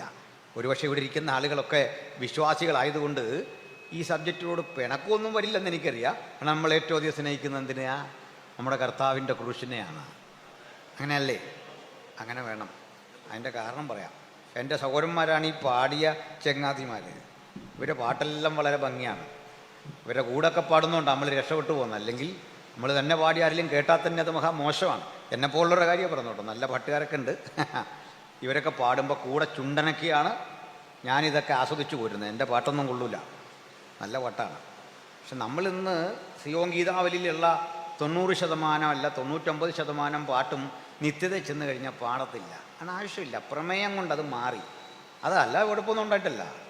സെക്കൻഡ് കമ്മിങ് അല്ലെങ്കിൽ ഉദാഹരണം നമ്മൾ ഈ കാത്തിരിപ്പ് യോഗത്തിന് പാടുന്ന പാട്ടില്ലേ, നമ്മൾ കാത്തിരിപ്പ് യോഗത്തിരിക്കുന്ന പാട്ട് നിത്യത ചെന്നാൽ പാടേണ്ട കാര്യമുണ്ടോ? ഒന്നുമില്ല. നമ്മളവിടെ ചെന്ന് കഴിഞ്ഞു, ആ പാട്ടൊന്നും വേണ്ട, പിന്നെ ഈ പാട്ടൊന്നും വേണ്ട. പാട്ട് മാത്രമല്ല, ഇവിടുത്തെ ഉരുതപ്പെട്ട ഒരു കാര്യവും വേണ്ട. പക്ഷെ നിങ്ങൾക്കറിയോ, ക്രൂശിനെ കുറിച്ചുള്ള ധ്യാനം സ്വർഗത്തിലുമുണ്ട്. ആ പ്രമേയം പോയിട്ടില്ല. ബാക്കി സകല പ്രമേയങ്ങളും മാറിയിട്ടും ക്രൂശിനെ കുറിച്ചുള്ള പാട്ട് സ്വർഗത്തിലുണ്ടെന്ന് പറയുമ്പോൾ ആ പ്രമേയത്തിൻ്റെ ശക്തി പുറത്ത് എന്താ കാര്യം? വേറെ ഒന്നും അവിടെ ഇല്ല. ക്രൂശിലും പറയാ, സ്വർഗത്തിൽ പറയാ, നീ അറുക്കപ്പെട്ടു, നിന്റെ രക്തം കൊണ്ട് സകല ഗോത്രത്തിലും ഭാഷയിലും ജാതിയിലുമുള്ള ഞങ്ങളെ ദൈവത്തിനായി വിലയ്ക്ക് വാങ്ങി. അപ്പൊ ക്രൂശ് സ്വർഗത്തിലുള്ള ചിന്തയാണ്. നമ്മളിന്നിവിടെ പറയുമ്പോൾ വളരെ ശ്രദ്ധയോടെ പ്രാർത്ഥനയോടെ കേട്ടിരിക്കണം. സന്തോഷമല്ലേ? ഉറങ്ങാനൊന്നും പാടില്ല, ശ്രദ്ധിച്ചിരിക്കണം. എല്ലാവരും ശ്രദ്ധിച്ചിരിക്കണം. കൊച്ചു കുഞ്ഞുങ്ങളടക്കം ഇവിടെ ശ്രദ്ധിച്ചിരുന്നേ പറ്റുള്ളൂ. ഉറങ്ങാനിട്ടിരിക്കുന്ന പല പദ്ധതിയും എനിക്ക് മനസ്സിലായിട്ടുണ്ട്. ശ്രദ്ധിച്ചിരുന്നോണം. എല്ലാവർക്കും ഉള്ളതാണ് പറയും, ശ്രദ്ധിച്ചിരുന്നേ. ആരെങ്കിലും കുഞ്ഞുങ്ങൾ ഇന്ന് ഉറങ്ങാനാ പദ്ധതിയെങ്കിൽ അങ്കിൾ നിൻ്റെ കല്യാണം നടത്തിയിട്ടേ പോകും. ഉറക്കം തൂങ്ങിയിരിക്കുന്നവരെയായി കെട്ടിക്കുന്നത്. മനസ്സിലായിട്ടില്ല? ശ്രദ്ധിച്ചിരി. കല്യാണം കഴിപ്പിക്കുന്നു പറയാൻ കാരണം അതൊരു ശിക്ഷയാണ്. ജീവപര്യന്തത്തെക്കാൾ ചിലത് ഏറ്റുപോയാൽ അത് ഏറ്റത്. അതുകൊണ്ട് പറഞ്ഞാൽ ശ്രദ്ധിച്ചിരുന്നേ. അനുഭവിച്ചവനെ എൻ്റെ ബുദ്ധിമുട്ടറിയത്തുള്ളൂ. ശ്രദ്ധിച്ചിരി മക്കളിങ്ങോട്ട്, എല്ലാവരും ശ്രദ്ധിച്ചിരി. ആൺകുട്ടികൾ അങ്ങോട്ട് നോക്കല്ല, ഇങ്ങോട്ട്. കല്യാണം എന്ന് പറഞ്ഞപ്പോഴേ അമ്മമാർ അങ്ങോട്ട് നോക്കുന്നു, ഇങ്ങോട്ട് ശ്രദ്ധിച്ചിരി. ഉറങ്ങോ ശല്യം ചെയ്യോ ഒന്നും ചെയ്യരുത്. മുതിർന്ന ആളുകൾ ഉറങ്ങുന്നുണ്ട്, അവർ മാസ്കും വെച്ച് കെട്ടിയിരുന്ന് ഉറങ്ങിയാനുള്ള സ്ഥിതി ആലോചിച്ച് ലൈവാ. ആൾക്കാർ എപ്പോഴാന്ന് ചോദിച്ചാൽ നാളെ വരും. ഈ മാസ്കും വെച്ച് കെട്ടിയിരുന്ന് ഉറങ്ങിക്കഴിഞ്ഞാൽ മറ്റെന്തോ നമുക്ക് സംഭവിച്ചു എന്നോർത്ത് നാളെ ആൾക്കാർ വരും. അതുകൊണ്ട് അനുശോചനം രേഖപ്പെടുത്താൻ ആൾക്കാർ വരാണെന്ന് ഇടയാകാതെ ഇങ്ങോട്ട് ശ്രദ്ധിച്ചിരി. അത് നമ്മൾ ഈ പരമ്പരാഗതമായിട്ട് ഈ ആൾക്കാരെ കൊണ്ട് ഹല്ലേലൂയ പറയിപ്പിക്കുന്ന ഒരു ശൈലി ഉള്ളതുകൊണ്ട്, ഞാനങ്ങനെ പറയിപ്പിക്കാതെയും വന്നതുകൊണ്ടുള്ള ഒരു അകലം നമുക്ക് തമ്മിലുണ്ട്. ആ ഹല്ലേലൂയ പറയിപ്പിക്കണം. ഞാൻ സത്യത്തിൽ നിങ്ങളെക്കൊണ്ടൊരു ഹല്ലേലൂയ പറയിപ്പിക്കണമെന്ന് ആഗ്രഹിച്ചു വരുമ്പോഴേക്ക് മറന്നുപോകും. അതാ പറ്റുന്നു. അല്ലാതെ പിണക്കമുണ്ടായിട്ടല്ല. നമുക്കൊന്ന് കൈ ഉയർത്തി ഹല്ലേലൂയ പറയാമെന്നൊക്കെ പറയാൻ വരുമ്പോൾ ഇതങ്ങ് വിട്ടുപോകും. അതുകൊണ്ടാണ്. അതുകൊണ്ട് തന്നെ ഈ സ്വന്തം മനസ്സോടെ ദൈവത്തെ സ്തുതിക്കുന്ന ഒരു സന്തോഷം, സ്വന്തം ചെലവിൽ സ്വന്തം മനസ്സോടെ സ്വന്തം ഹൃദയത്തിൽ തട്ടി തമ്പുരാനെ നന്ദി പറയുമ്പോൾ ഭയങ്കര റിലാക്സേഷനാന്നേ. ആരും പറയാതെ അന്യഭാഷ പറയുമ്പോൾ എന്തൊരു റിലാക്സേഷനാണെന്ന് ആലോചിച്ച് നോക്കിയേ. നമുക്ക് കുറച്ച് നേരം അന്യഭാഷയിൽ ആരാധിക്കാമെന്ന് പറഞ്ഞാൽ അതിനകത്ത് എന്തൊരു ആത്മാർത്ഥ. നമുക്ക് കുറച്ച് നേരം ചിരിച്ചുകൊണ്ടിരിക്കുകയെന്ന് പറഞ്ഞാൽ ചിരിക്ക് ആത്മാർത്ഥ വരുമോ? ഫോട്ടോ എടുക്കാൻ നിൽക്കുമ്പോൾ ചിരിക്കാൻ എങ്ങനെങ്കിലും തീർന്നു കിട്ടിയാൽ മതി നമ്മൾ ചിരിക്കുന്നത് ഇല്ലേ? എല്ലാവരും ഒന്ന് ചിരിച്ചെന്ന് പറയുമ്പോൾ എങ്ങനെങ്കിലും ഇതൊന്ന് തീർന്നു കിട്ടിയെന്ന് ഓർത്ത് നമ്മൾ ബുദ്ധിമുട്ടിയിരിക്കുക. അങ്ങനെ അന്യഭാഷ പറഞ്ഞിട്ട് കാര്യമില്ല. ശ്രദ്ധിച്ചാട്ടെ. അപ്പം ഞാൻ ഉള്ളടക്കത്തിലേക്ക് വരാം. ക്രൂശിക്കപ്പെടുക എന്നാണ് നമ്മുടെ ചിന്ത. ഈ ക്രൂശ് എന്ന് പറയുന്ന പദം നമ്മൾ മലയാളത്തിൽ പറയുന്നത് ക്രോസ് എന്ന ഇംഗ്ലീഷ് പദത്തിൽ നിന്നാണ്. അതിൻ്റെ ട്രാൻസ്ലിട്രേഷനാണ് ക്രോസ്. അതിൻ്റെ ക്രോസ് എന്ന പദം നമുക്ക് കിട്ടുന്നത് ക്രക്സ് എന്നൊരു ലാറ്റിൻ പദത്തിൽ നിന്നാണ്. ക്രക്സ്. ഈ ക്രക്സ് എന്നതിൻ്റെ ഗ്രീക്ക് പദം നമ്മൾ കേട്ടിട്ടുണ്ട്, സ്റ്റൗറോസ് എന്നാണ്. സ്റ്റൗറോസ്. ഈ സ്റ്റൗറോസ് എന്ന പദത്തിൻ്റെ ശരിക്കുള്ള അർത്ഥം ദണ്ഡന സ്തംഭം അഥവാ ദണ്ഡനത്തടി എന്നാണ്. ദണ്ഡിപ്പിക്കാനുള്ള മരം എന്നാണ്. ഞാനൊരു കാര്യം പറഞ്ഞ് തിരുത്തുന്നതില്ല, ആരും തെറ്റിദ്ധരിക്കരുത്. ചരിത്രത്തിൽ പരാമർശിക്കുന്ന കുരിശ് നമ്മുടെ മനസ്സിലിരിക്കുന്നതോ വഴിയിലിരിക്കുന്നതോ ഒന്നും അല്ലാത്തൊരു കുരിശാണ്. അത് പറയാൻ പോവാം. കുരിശിന് 2 ഭാഗങ്ങളുണ്ട്. ഒരു സ്റ്റെമ്മും ഒരു ഹൊറിസോണ്ടലായ ഒരു പാർട്ടും. അതിൻ്റെ സ്റ്റെമ്മുണ്ടല്ലോ, ആ വെർട്ടിക്കലായ പോർഷൻ, അതിന് ലാറ്റിനിലൊരു പേര് പറയും. ആ പേര് പാറ്റിബുലം എന്നാണ്. PATIBULAM, പാറ്റിബുലം. അതിൻ്റെ വിലങ്ങൻ തടി അതിന് പറയുന്ന പേര് സിംപ്ലക്സ് എന്നാണ്. ഇതിൽ ഈ ക്രൂശിക്കാൻ നിയോഗിക്കപ്പെട്ട ആളുണ്ടല്ലോ, ആ ഹതഭാഗ്യൻ, അയാൾ ചുമക്കേണ്ടത് സിംപ്ലക്സ് മാത്രമാണ്, വിലങ്ങൻ തടി മാത്രമാണ്. T ആകൃതിയിലെ കുരിശ് അതുപോലെ നമ്മൾ കാണുന്ന വിധത്തിൽ മശിയാചരിത്രത്തിൽ കണ്ട പോലെ ഒന്നുമല്ല. അങ്ങനെ കൊണ്ടുപോകേണ്ട രീതിയില്ല. ഈ തടി മാത്രം കൊണ്ടുപോയാൽ മതി, മറ്റേ തടി അവിടെ കാണും. അത് പടയാളികൾ അവിടെ എത്തിച്ചിരിക്കും. കാരണം ഇത്രയും വലിയ തടി ഒരുത്തന് സ്വന്തമായിട്ട് കൊണ്ടുപോകാൻ പറ്റില്ല. അതാണ് കാരണം. അപ്പം ഞാനിനി 1-2 കാര്യങ്ങൾ അതിൻ്റെ ഒരു ചരിത്രം ലളിതമായിട്ടൊന്ന് പറയാം. നിങ്ങൾ പഴയ നിയമം ആദിയോടന്തം പഠിച്ചാൽ ക്രൂശീകരണം എന്നൊരു പദം നിങ്ങൾക്ക് തരാൻ പറ്റില്ല. അങ്ങനൊരു പദം ഇല്ല. ക്രൂശ് എന്നൊരു പദവും തരാൻ പറ്റില്ല. പരോക്ഷ സൂചന ഉണ്ട് കേട്ടോ. നേരിട്ട് ഡയറക്റ്റായിട്ട് ക്രൂശ് എന്നൊരു പദമില്ല, ക്രൂശീകരണം എന്നൊരു വാക്കില്ല, ക്രൂശീകരണം എന്നൊരു ശിക്ഷണ രീതിയില്ല. പഴയ നിയമത്തിൽ തെറ്റുകാരനെ കൊല്ലാൻ ശിക്ഷണ നടപടിയായി സ്വീകരിച്ചിരുന്നത് 4 വിധങ്ങളാണ്. 4 തരം ശിക്ഷണ രീതികൾ ഓൾഡ് ടെസ്റ്റമെന്റിലുണ്ട്. ഒന്നാമത്തെ ശിക്ഷണ രീതി തലവെട്ടുക എന്നതാണ്. സോഡിങ് എന്ന് പറയും, അല്ലെങ്കിൽ ബിഹെഡിങ് എന്ന് പറയും. സോഡിങ് ഓർ ബിഹെഡിങ് ആണ് ഒന്നാമത്തതെങ്കിൽ, രണ്ടാമത്തത് ഞെരുക്കിയുള്ള കൊലയാണ്. തൽമൂദിലും ചരിത്രത്തിലുമൊക്കെ സുലഭമായിട്ടതുണ്ട്. ഞെരുക്കിയുള്ള കൊല, സ്ട്രാംഗ്ലിംഗ് എന്ന് പറയും. മൂന്നാമത്തെ രീതി ബൈബിളിൽ രേഖപ്പെടുത്തിയിട്ടുണ്ട്, ചരിത്രത്തിലുമുണ്ട്. സ്റ്റോണിംഗ് അഥവാ കല്ലെറിഞ്ഞുള്ള കൊലയാണ്. നാലാമത്തെ ശിക്ഷണ രീതി ഹാങ്ങിങ് അഥവാ തൂക്കിലേറ്റമാണ്. ഹാമാനയും മറ്റും തൂക്കിലേറ്റുന്നത് നമ്മൾ വായിച്ചിട്ടുണ്ട്. But no crucifixion in the old testament. അതെന്താ ഇല്ലാത്തത്? പറയാം. ക്രൂശുമരണം ആരംഭിക്കുന്നത് പഴയ നിയമത്തിന് 100 കൊല്ലം കൂടി കഴിഞ്ഞാണ്, അഥവാ ക്രിസ്തുവിന് 300 കൊല്ലം പിന്നിലാണ്. ക്രൂശുമരണം ലോകത്ത് തുടങ്ങി വെക്കുന്നത് ഫിനീഷ്യരാണ്. ഫിനീഷ്യ എന്ന് നമ്മൾ കേട്ടിട്ടുണ്ടല്ലോ. ഫിനീഷ്യരിൽ നിന്ന് തൊട്ടടുത്ത കാർത്തേജരിലേക്കും പേർഷ്യക്കാരിലേക്കും ഒക്കെ ഈ ശിക്ഷണ രീതി പരന്നു. അലക്സാണ്ടർ ദ ഗ്രേറ്റിൻ്റെ കാലത്ത് ഗ്രീസിലും ക്രൂശുമരണമുണ്ട്. പക്ഷേ ധാരാളമാക്കി നടത്തിയത്, ഒരു പതിവാക്കി നടത്തിയത് റോമക്കാരാണ്. അതുകൊണ്ട് ഇതൊരു റോമൻ ശിക്ഷണ രീതിയാണ്. ക്രൂശുമരണത്തിൻ്റെ സാർവത്രികമായ ആവിഷ്കാരം ധാരാളമായി നടത്തി വന്നത് റോമക്കാരായതുകൊണ്ട് ഇതൊരു റോമൻ ശിക്ഷാ രീതിയാണ്. റോമിൽ ആരെയാണ് ക്രൂശിക്കുന്നത് എന്നുകൂടി പറയാം. പുരാതന റോമിൽ 3 തരത്തിൽപ്പെട്ട ആളുകളുണ്ടായിരുന്നു. റോമാലേഖനം പഠിപ്പിക്കുന്ന ആൾക്കറിയാം. മാത്യു ചെറിയാർ സാർ റോമാലേഖനത്തിൻ്റെ ഒരു സ്പെഷ്യലിസ്റ്റാണ്. അദ്ദേഹത്തിനൊക്കെ ഇത് വളരെ തെറവാണ്. ഞാൻ അങ്ങനെ ഒരു വേദിയോട് പറയുമ്പോൾ ചില പരിമിതികളുണ്ട്, വേഗത്തിൽ പറഞ്ഞും പോകണമല്ലോ. അപ്പോൾ റോമർക്കെഴുതിയ ലേഖനത്തിൽ അതിൻ്റെ പശ്ചാത്തലത്തിൽ തന്നെ ഈ വസ്തുതയുണ്ട്. എന്താ കാര്യം? അവിടെ അടിമകൾ ധാരാളം. അതാ ഒരു കൂട്ടം ആളുകൾ പൗരത്വം ഇല്ലാത്ത അടിമകളാണ്. ഡൂലോസ് എന്നാണ് പറയുക. നമ്മൾ ഈ പേരാകെ കേട്ടേക്കുന്ന ബൈബിൾ കോളേജിന്. എന്തിനാണ് ഈ പേര് ബൈബിൾ കോളേജിന് ഇട്ടേക്കുന്നതെന്ന് എനിക്കൊന്നും മനസ്സിലായിട്ടില്ല. അർത്ഥവത്തായ ഒരു പേരാണ്. ഡൂലോസ് എന്ന് ഇടാറുണ്ട് അല്ലേ? ആരെയാ ഉദ്ദേശിക്കുന്നതെന്നും ഒരു പിടിയും കിട്ടിയിട്ടില്ല. ഒരു കപ്പലിനുണ്ട് ഡൂലോസ്, അടിമയെന്നർത്ഥം. ഡൂലോയ് അതാ ബഹുവചനം. അത് പോട്ടെ. അടുത്തത് പൗരന്മാരാണ്. രണ്ടാമത് ഈ പൗരന്മാർ 2 ഗണമാണ്. ഒന്ന് എലീറ്റ് ക്ലാസ്സിൽപ്പെട്ട അതിസമ്പന്നരായ ആളുകളാണ്. അതിസമ്പന്നരായ ആളുകൾ വേണ്ടി വന്നാൽ റോമിലെ നാട്ടുരാജാക്കന്മാർക്ക് കൂടി പണം കൊടുത്ത് സഹായിക്കാൻ കഴിയുന്ന തരത്തിലെ സമ്പന്നരാണ്. എന്ന് വെച്ചാൽ രത്നവ്യാപാരികൾ, കപ്പൽ പ്രമാണിമാർ, വലിയ സ്വത്തിൻ്റെ ഉടമകളാണ് ഇതിൽ പെട്ടത്.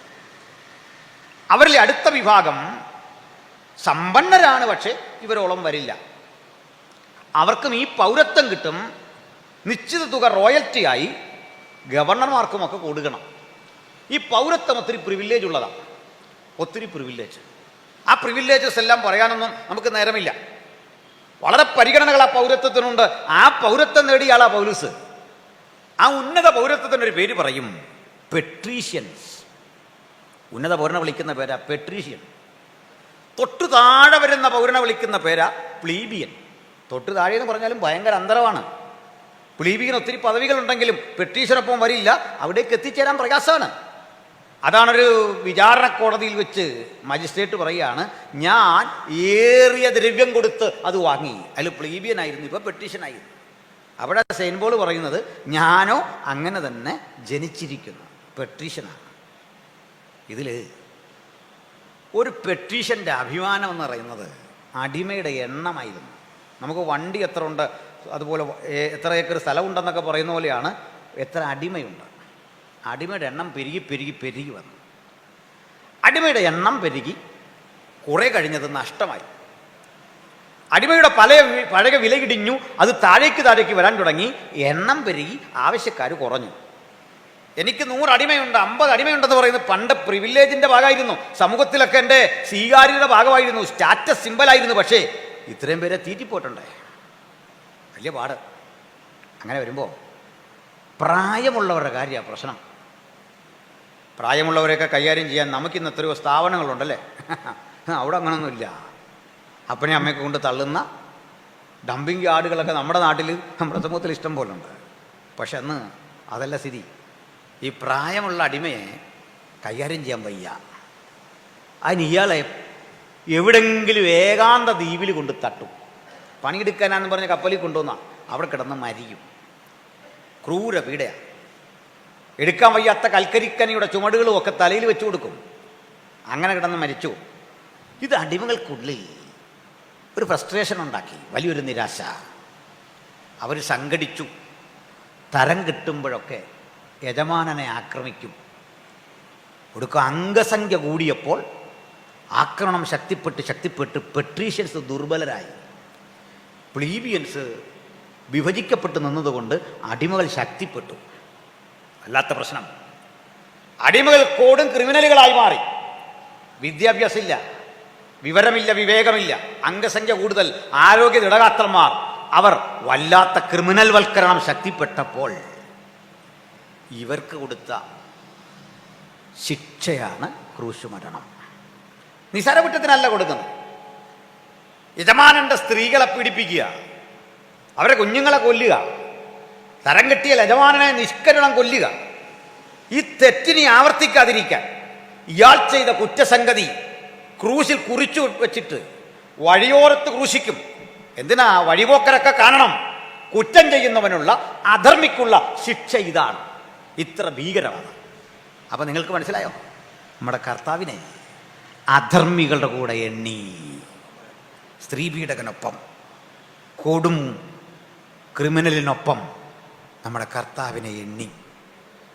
പക്ഷെ ഒരു കാര്യം, ഈ കൊടും ക്രിമിനൽ വൽക്കരണം പെരുകുന്ന ഘട്ടത്തിൽ ഈ ക്രൂശ് മരണം ഒരു ശാന്തത വരുത്തും.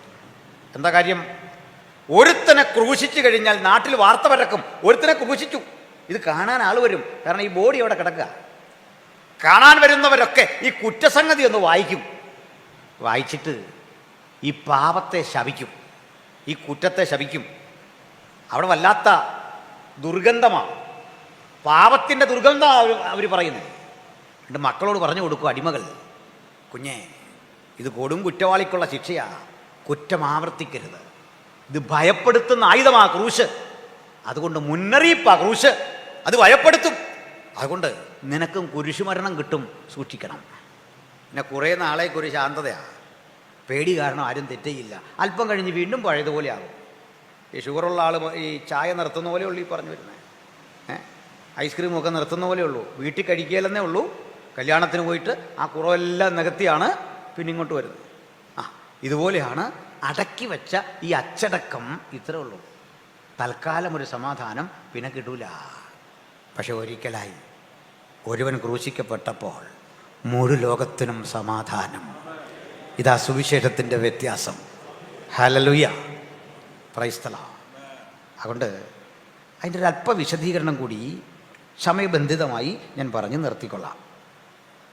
മനസ്സിലാകുന്നുണ്ടല്ലോ? ഞാൻ ഈ മലബാറിൽ വളർന്ന ഒരു മനുഷ്യനാണ്. എൻ്റെ ഭാഷയൊക്കെ ഇങ്ങനെ വരുന്നതുകൊണ്ട് മാറി മാറി വരുന്നുണ്ട്. അതുകൊണ്ട് നിങ്ങൾക്ക് ഗ്രഹിക്കാനുള്ള പ്രയാസമൊന്നും വേണ്ട. ശാന്തമായിട്ട് നമുക്കത് പറഞ്ഞ് ബോധ്യപ്പെടുത്താം. ഞാൻ ഈ നാട്ടുകാരനാണ്, പക്ഷേ വളർന്നല്ല അവിടെ ഉണ്ട്. നമ്മൾ അവിടുത്തുകാരനായിട്ട് അറിയാതെ ഇനി വരും ഭാഷ.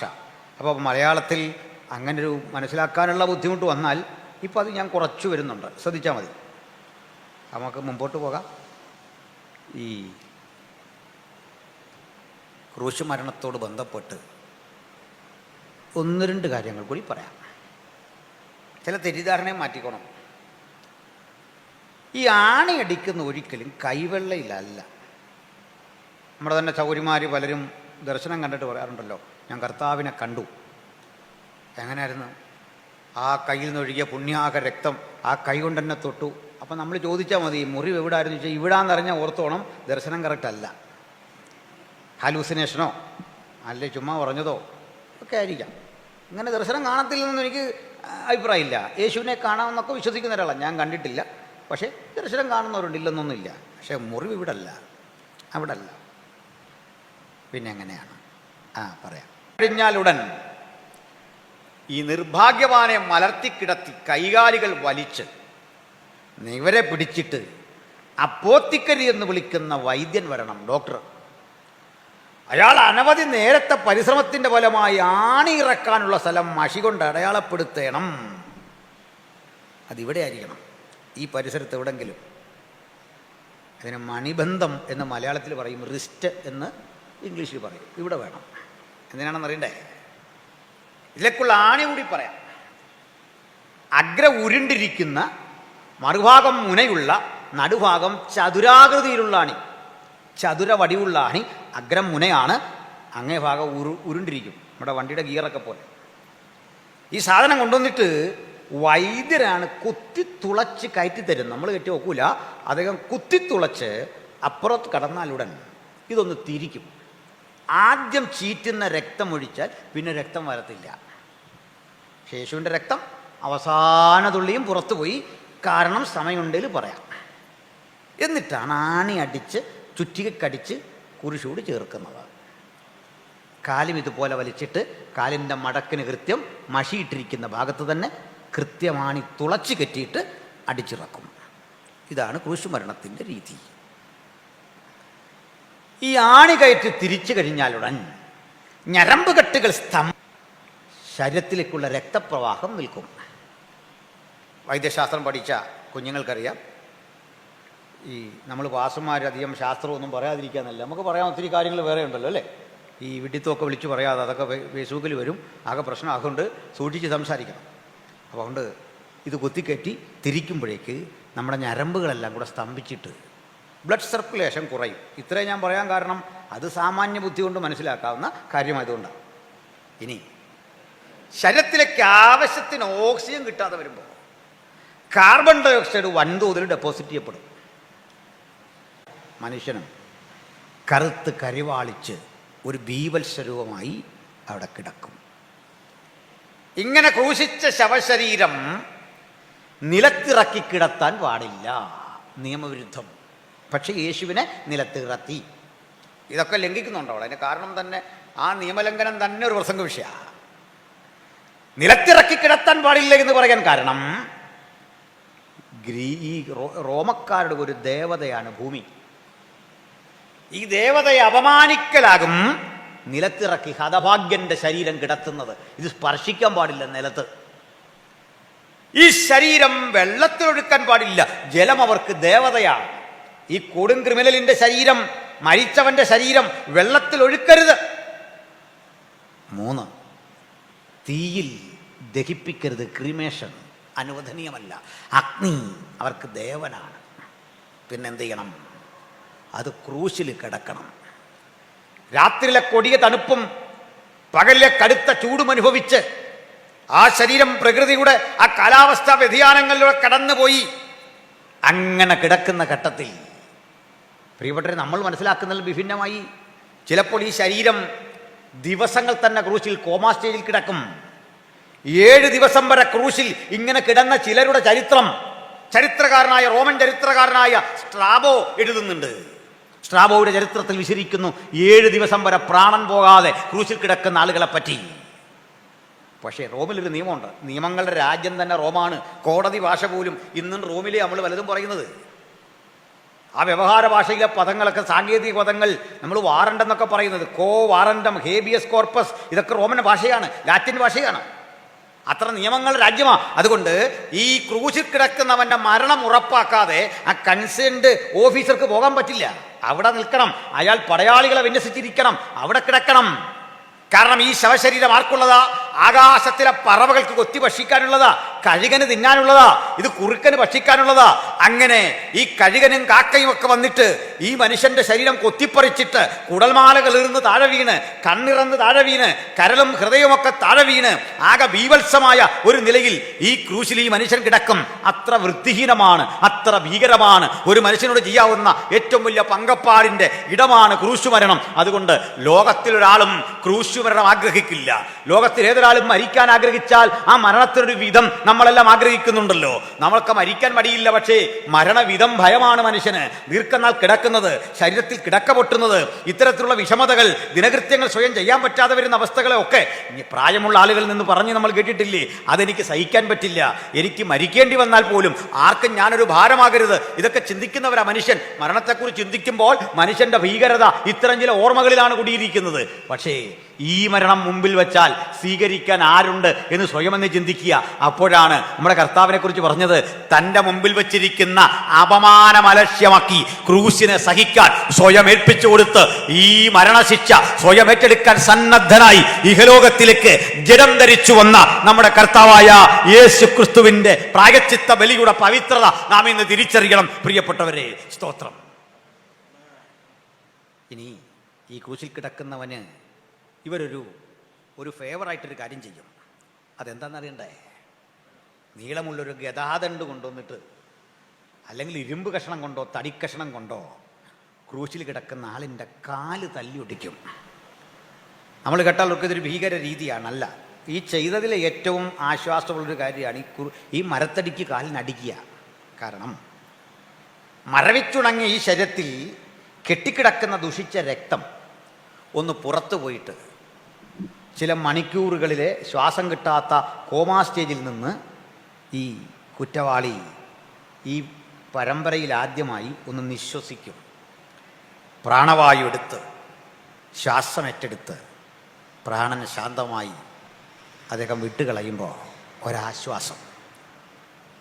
ഇത് യേശുവിന് കിട്ടിയില്ല എന്ന് പറയുന്നത് ചിലർ ഓർക്കുന്നത്, യേശുവിൻ്റെ കാലടിച്ച് തകർത്തില്ല എന്ന് പറയുന്നത് ഒരു ക്രെഡിറ്റായി ചിന്തിക്കുന്നുണ്ട്. അങ്ങനെയല്ല, അതിന് പ്രവചനം ഉണ്ടെന്നുള്ളത് സത്യം. പക്ഷേ ആ ഒരാശ്വാസം പോലും കൊടുക്കാതെ ക്രൂരവേദനകൾ സഹിച്ച് യേശു ക്രൂശിൽ പിടഞ്ഞു.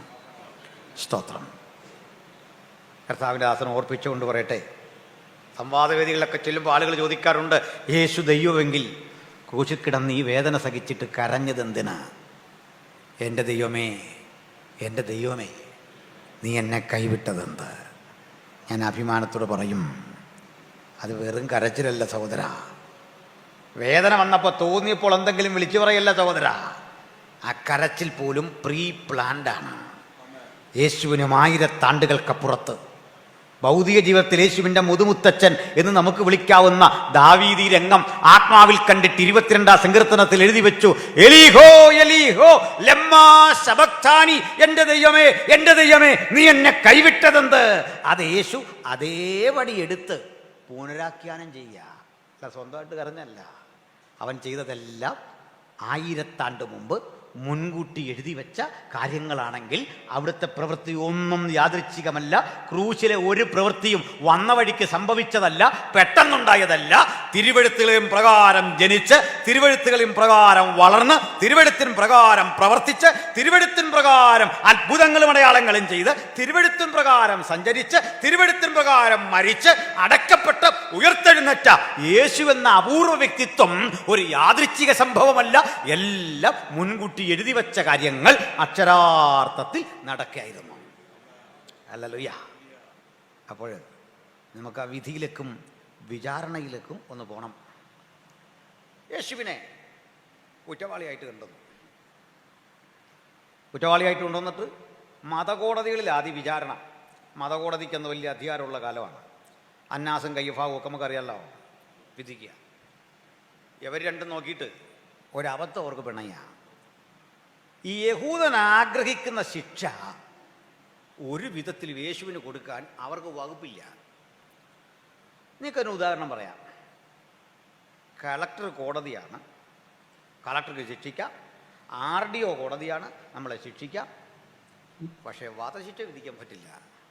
അതിന് വേറെ കോർട്ടുണ്ട്, ട്രയൽ കോർട്ട് വേറെയാണ്. സെഷൻസ് കോർട്ടിനാണ് വധശിക്ഷ വിധിക്കാൻ പറ്റുന്നത്. ഒരു കളക്ടർ ഇന്ന് വരെ വധശിക്ഷ വിധിച്ചിട്ടില്ല. RDOക്ക് പറ്റില്ല. എക്സിക്യൂട്ടീവ് മജിസ്ട്രേറ്റ് അവർ, ഡിസ്ട്രിക്ട് മജിസ്ട്രേറ്റൊക്കെയാണ്. പക്ഷേ ഇത് കോർട്ട് വേറെയാണ്.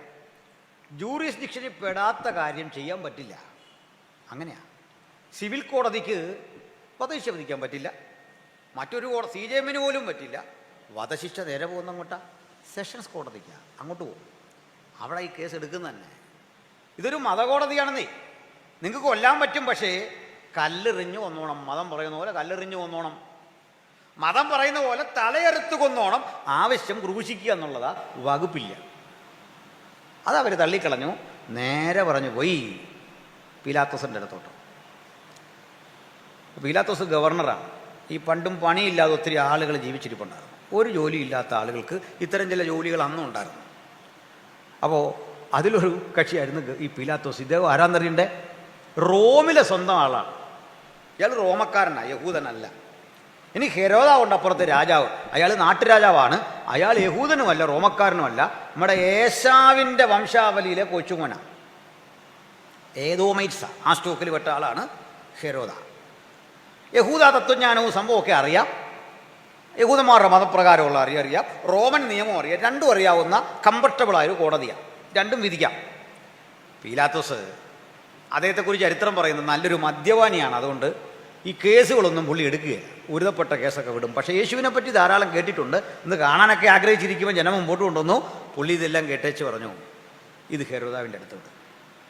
ഇവർ തമ്മിൽ അധികാരത്തർക്കം നിലനിൽക്കുന്ന കാലത്ത് എൻ്റെ അധികാരം അംഗീകരിച്ചല്ലോ, എന്നെ രാജാവായിട്ട് വിശ്വസിച്ചല്ലോ, ഓക്കെ. അദ്ദേഹം താഴേക്ക് വിട്ടു, പീലാത്തോസിൻ്റെ അടുത്തുണ്ടാവും. പീലാത്തോസിൻ്റെ സന്തോഷം, സുപ്രീം അതോറിറ്റി എനിക്കാന്ന് അവൻ സമ്മതിച്ചല്ലോ, താഴെ വന്നു. പീലാത്തോസ് കാര്യങ്ങളെല്ലാം മനസ്സിലാക്കി. ചോദിക്കുമ്പോൾ എന്താ ഇവൻ്റെ കുറ്റം?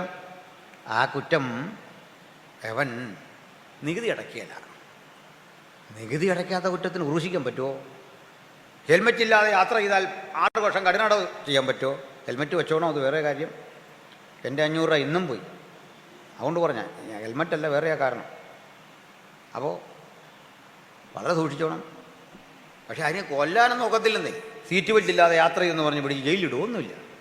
അങ്ങനെ ഞാൻ പിള്ളേരോട് പറയുന്നത്, ഹെൽമെറ്റ് ഇല്ലെന്ന് പറഞ്ഞ് നിങ്ങൾ ഈ വണ്ടിക്കടി കയറാതെ 500 രൂപ കൊടുത്താൽ മതി, ചാകാതിരിക്കുക, അതിനാ പറഞ്ഞു. അതിന് വേണ്ടി പറഞ്ഞ കോട്ടെ. അപ്പോൾ പറഞ്ഞത് അതിന് ശിക്ഷിക്കാനൊക്കില്ല, ഓഫൻസിൻ്റെ ഗൗരവം അനുസരിച്ചാണ് നമുക്ക് ശിക്ഷ വരുന്നത്. അങ്ങനെയാ, പണിഷ്മെൻറ്റ് ഓഫൻസിനെ ആശ്രയിച്ചിരിക്കും. അങ്ങനെയാണെങ്കിൽ നികുതി അടച്ചില്ലെന്ന് പറഞ്ഞു. പക്ഷേ അപ്പോൾ വക്കീൽ ജബി പറഞ്ഞു കൊടുത്തു, ആ കേസ് നീക്കിയല്ല കേട്ടോ. കാരണം എന്താ, നിങ്ങൾ എന്തോ വിഡിത്തമായി പറയുന്നത്, ആ കേസ് നീക്കിയല്ല. എന്താ കാര്യം? യേശുവും പത്രോസും കഴിഞ്ഞ ആഴ്ചയല്ലേ ടാക്സ് അടച്ചേ, കണ്ടില്ലേ? മത്സ്യത്തിൻ്റെ വായിലെ ചതുർദ്രഹ്മ പണം കൊണ്ട് കടം വീടി രസീത് എടുത്തുകൊണ്ട് കാണിച്ചാൽ തീർന്നു. അത് വെക്കല്ല്, വാദം വെക്കരുത്. ആ, അത് വിട്ടു. ഒരാൾ പറഞ്ഞു, സാറേ ഇവൻ ദൈവപുത്രനാണെന്ന് പറഞ്ഞു. ഈ കേസ് പണ്ടേ പോവും. കാരണം ദൈവപുത്രനാണെന്ന് പറഞ്ഞില്ലേല കേസ്. കാരണം ദൈവങ്ങൾക്കൊരു പഞ്ഞമില്ലാത്ത സ്ഥലത്ത് ഒരാളുടെ പുതുതായിട്ട് ദൈവമാണെന്ന് പറഞ്ഞാൽ അതിനെന്തുവാ കേസ്?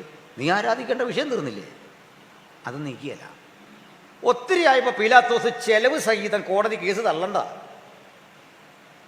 പീലാത്തോസ് അവസാനം പറഞ്ഞു, ഇത്തരം കാര്യങ്ങളൊക്കെ ഈ കോർട്ടിൽ കൊണ്ടുവരാതെ കൊണ്ട് നിങ്ങളുടെ മതാചാരപ്രകാരം വിധിപ്പിക്കും. ഞാനൊരു വാക്ക് രസകരമായതും അപ്പോൾ തന്നെ ചിന്തിക്കാവുന്നതുമായ ഒരു കാര്യം പറഞ്ഞു. എനിക്ക് അറിവുള്ള കാര്യമാണ്, വിശേഷിച്ച് നമ്മുടെ മുതിർന്ന ആളുകൾക്ക് അറിയാം. ഞാനൊരു മാധ്യമപ്രവർത്തനം കൂടി ആയതുകൊണ്ട് കിട്ടിയ ഒരു അറിവിൽ പറയുന്ന കാര്യമാണ്. നമ്മുടെ തന്നെ ഒരു പ്രമുഖ സഭയുടെ ഒരു കേസ് പോലീസ് സ്റ്റേഷനിൽ സർക്കിളിൻ്റെ അടുത്ത് വന്നു. സർക്കിളൊരു ഹിന്ദുവായ നല്ലൊരു സഹോദരനാണ്. അപ്പോൾ ഒരു ചർച്ചിൻ്റെ 2 സെൻറ്ററുകൾ തമ്മിലുള്ള കേസാണ്. അപ്പോൾ ഒരു ചർച്ച് ഓവർലാപ്പ് ചെയ്ത് ഒരു ചർച്ച് അപ്പുറത്ത് കിടക്കുന്ന ഇത്രയും വിഷയമുള്ളൂ. അപ്പോൾ ഈ പുള്ളി സർക്കിളിനോട് പറഞ്ഞു, സാറേ ഇത് പീച്ചി ഡിസ്ട്രിക്റ്റ്, ഇത് തൃശ്ശൂർ ഡിസ്ട്രിക്റ്റ്. തൃശ്ശൂർ ഡിസ്ട്രിക്റ്റും പീച്ചി ഡിസ്ട്രിക്റ്റും. കുറച്ചു നേരം കേട്ടിട്ട് സർക്കിൾ ചോദിച്ചു, ഈ പീച്ചി എന്നാടോ ഡിസ്ട്രിക്റ്റ്? പുള്ളിക്ക് പീച്ചി എന്ന് പറയുന്ന ഡിസ്ട്രിക്റ്റ് അറിയില്ല, 14 ജില്ല അറിയാം. ഈ പീച്ചി എന്നാ ഡിസ്ട്രിക്റ്റ് ആയത്? അപ്പോൾ പറഞ്ഞു, ഇത് ഇരിങ്ങാലക്കുട ഡിസ്ട്രിക്റ്റ്. ലാശ് പറഞ്ഞു, ഇറങ്ങിപ്പോടുമെന്ന് പറഞ്ഞു. മാപ്പടിപ്പിച്ച് കൊടുത്തേച്ച് പറഞ്ഞു, താൻ ആ ഡിസ്ട്രിക്റ്റിലായിരുന്നു പഠിച്ചേച്ച് പോകാൻ പറഞ്ഞു, പൊക്കോളാൻ പറഞ്ഞു. ഇത് അവിശ്വാസിയുടെ അടുത്ത് വ്യവഹാരത്തിന് പോകരുതെന്ന് പറഞ്ഞതിൻ്റെ അർത്ഥം പിടികിട്ടിയോ? അവനറിയില്ല ഇതാ കാര്യം, അവരുടെ കുറ്റമല്ല. നമ്മുടെ കേസ് അങ്ങോട്ട് വലിച്ചുകൊണ്ട് പോകല്ലേ, അതാ കാര്യം. അവിടെ നിന്ന് പഠിച്ചു പോട്ടെ. അപ്പോൾ പീലാത്തോസ് എടുക്കൂല ഈ കേസ്. അയാൾ കേസൊക്കെ പഠിച്ചിട്ട് പറഞ്ഞു, കൊണ്ട് നിങ്ങളുടെ മതാചാരപ്രകാരം വിധിക്ക് കൊണ്ടുപോകും, നിങ്ങളുടെ മതം എന്തോ പറയുന്നു അതുപോലെ ചെയ്യും, വിഷയം തീർന്നു. അപ്പോൾ നമ്മൾ പറയാം, അന്യഭാഷ പറയാത്ത ആളിനെ സെക്രട്ടറി ആക്കുകയല്ല. ഇതും കൊണ്ട് കോടതിയിൽ പോയാൽ ഈ അന്യഭാഷ എന്താണെന്ന് ചോദിച്ചാൽ എന്ത് ചെയ്യും? നമ്മളോടൊന്ന് പറയാൻ പറഞ്ഞു കഴിഞ്ഞാൽ എന്ത് ചെയ്യും? മനസ്സിലായോ എൻ്റെ ഗതികേട്? കോടതിക്ക് ഇതൊന്നും അറിയണം, ഇതെന്തോ ഈ വിഷയം. അപ്പോൾ അവൾ അന്യഭാഷ പറഞ്ഞു കഴിയുമ്പോഴേക്ക് കോടതി പറയുക, ഇതാണേ പറയുകയേ വേണ്ടെന്ന് പറയും, ഇതാണേ എങ്ങും പറയണ്ട.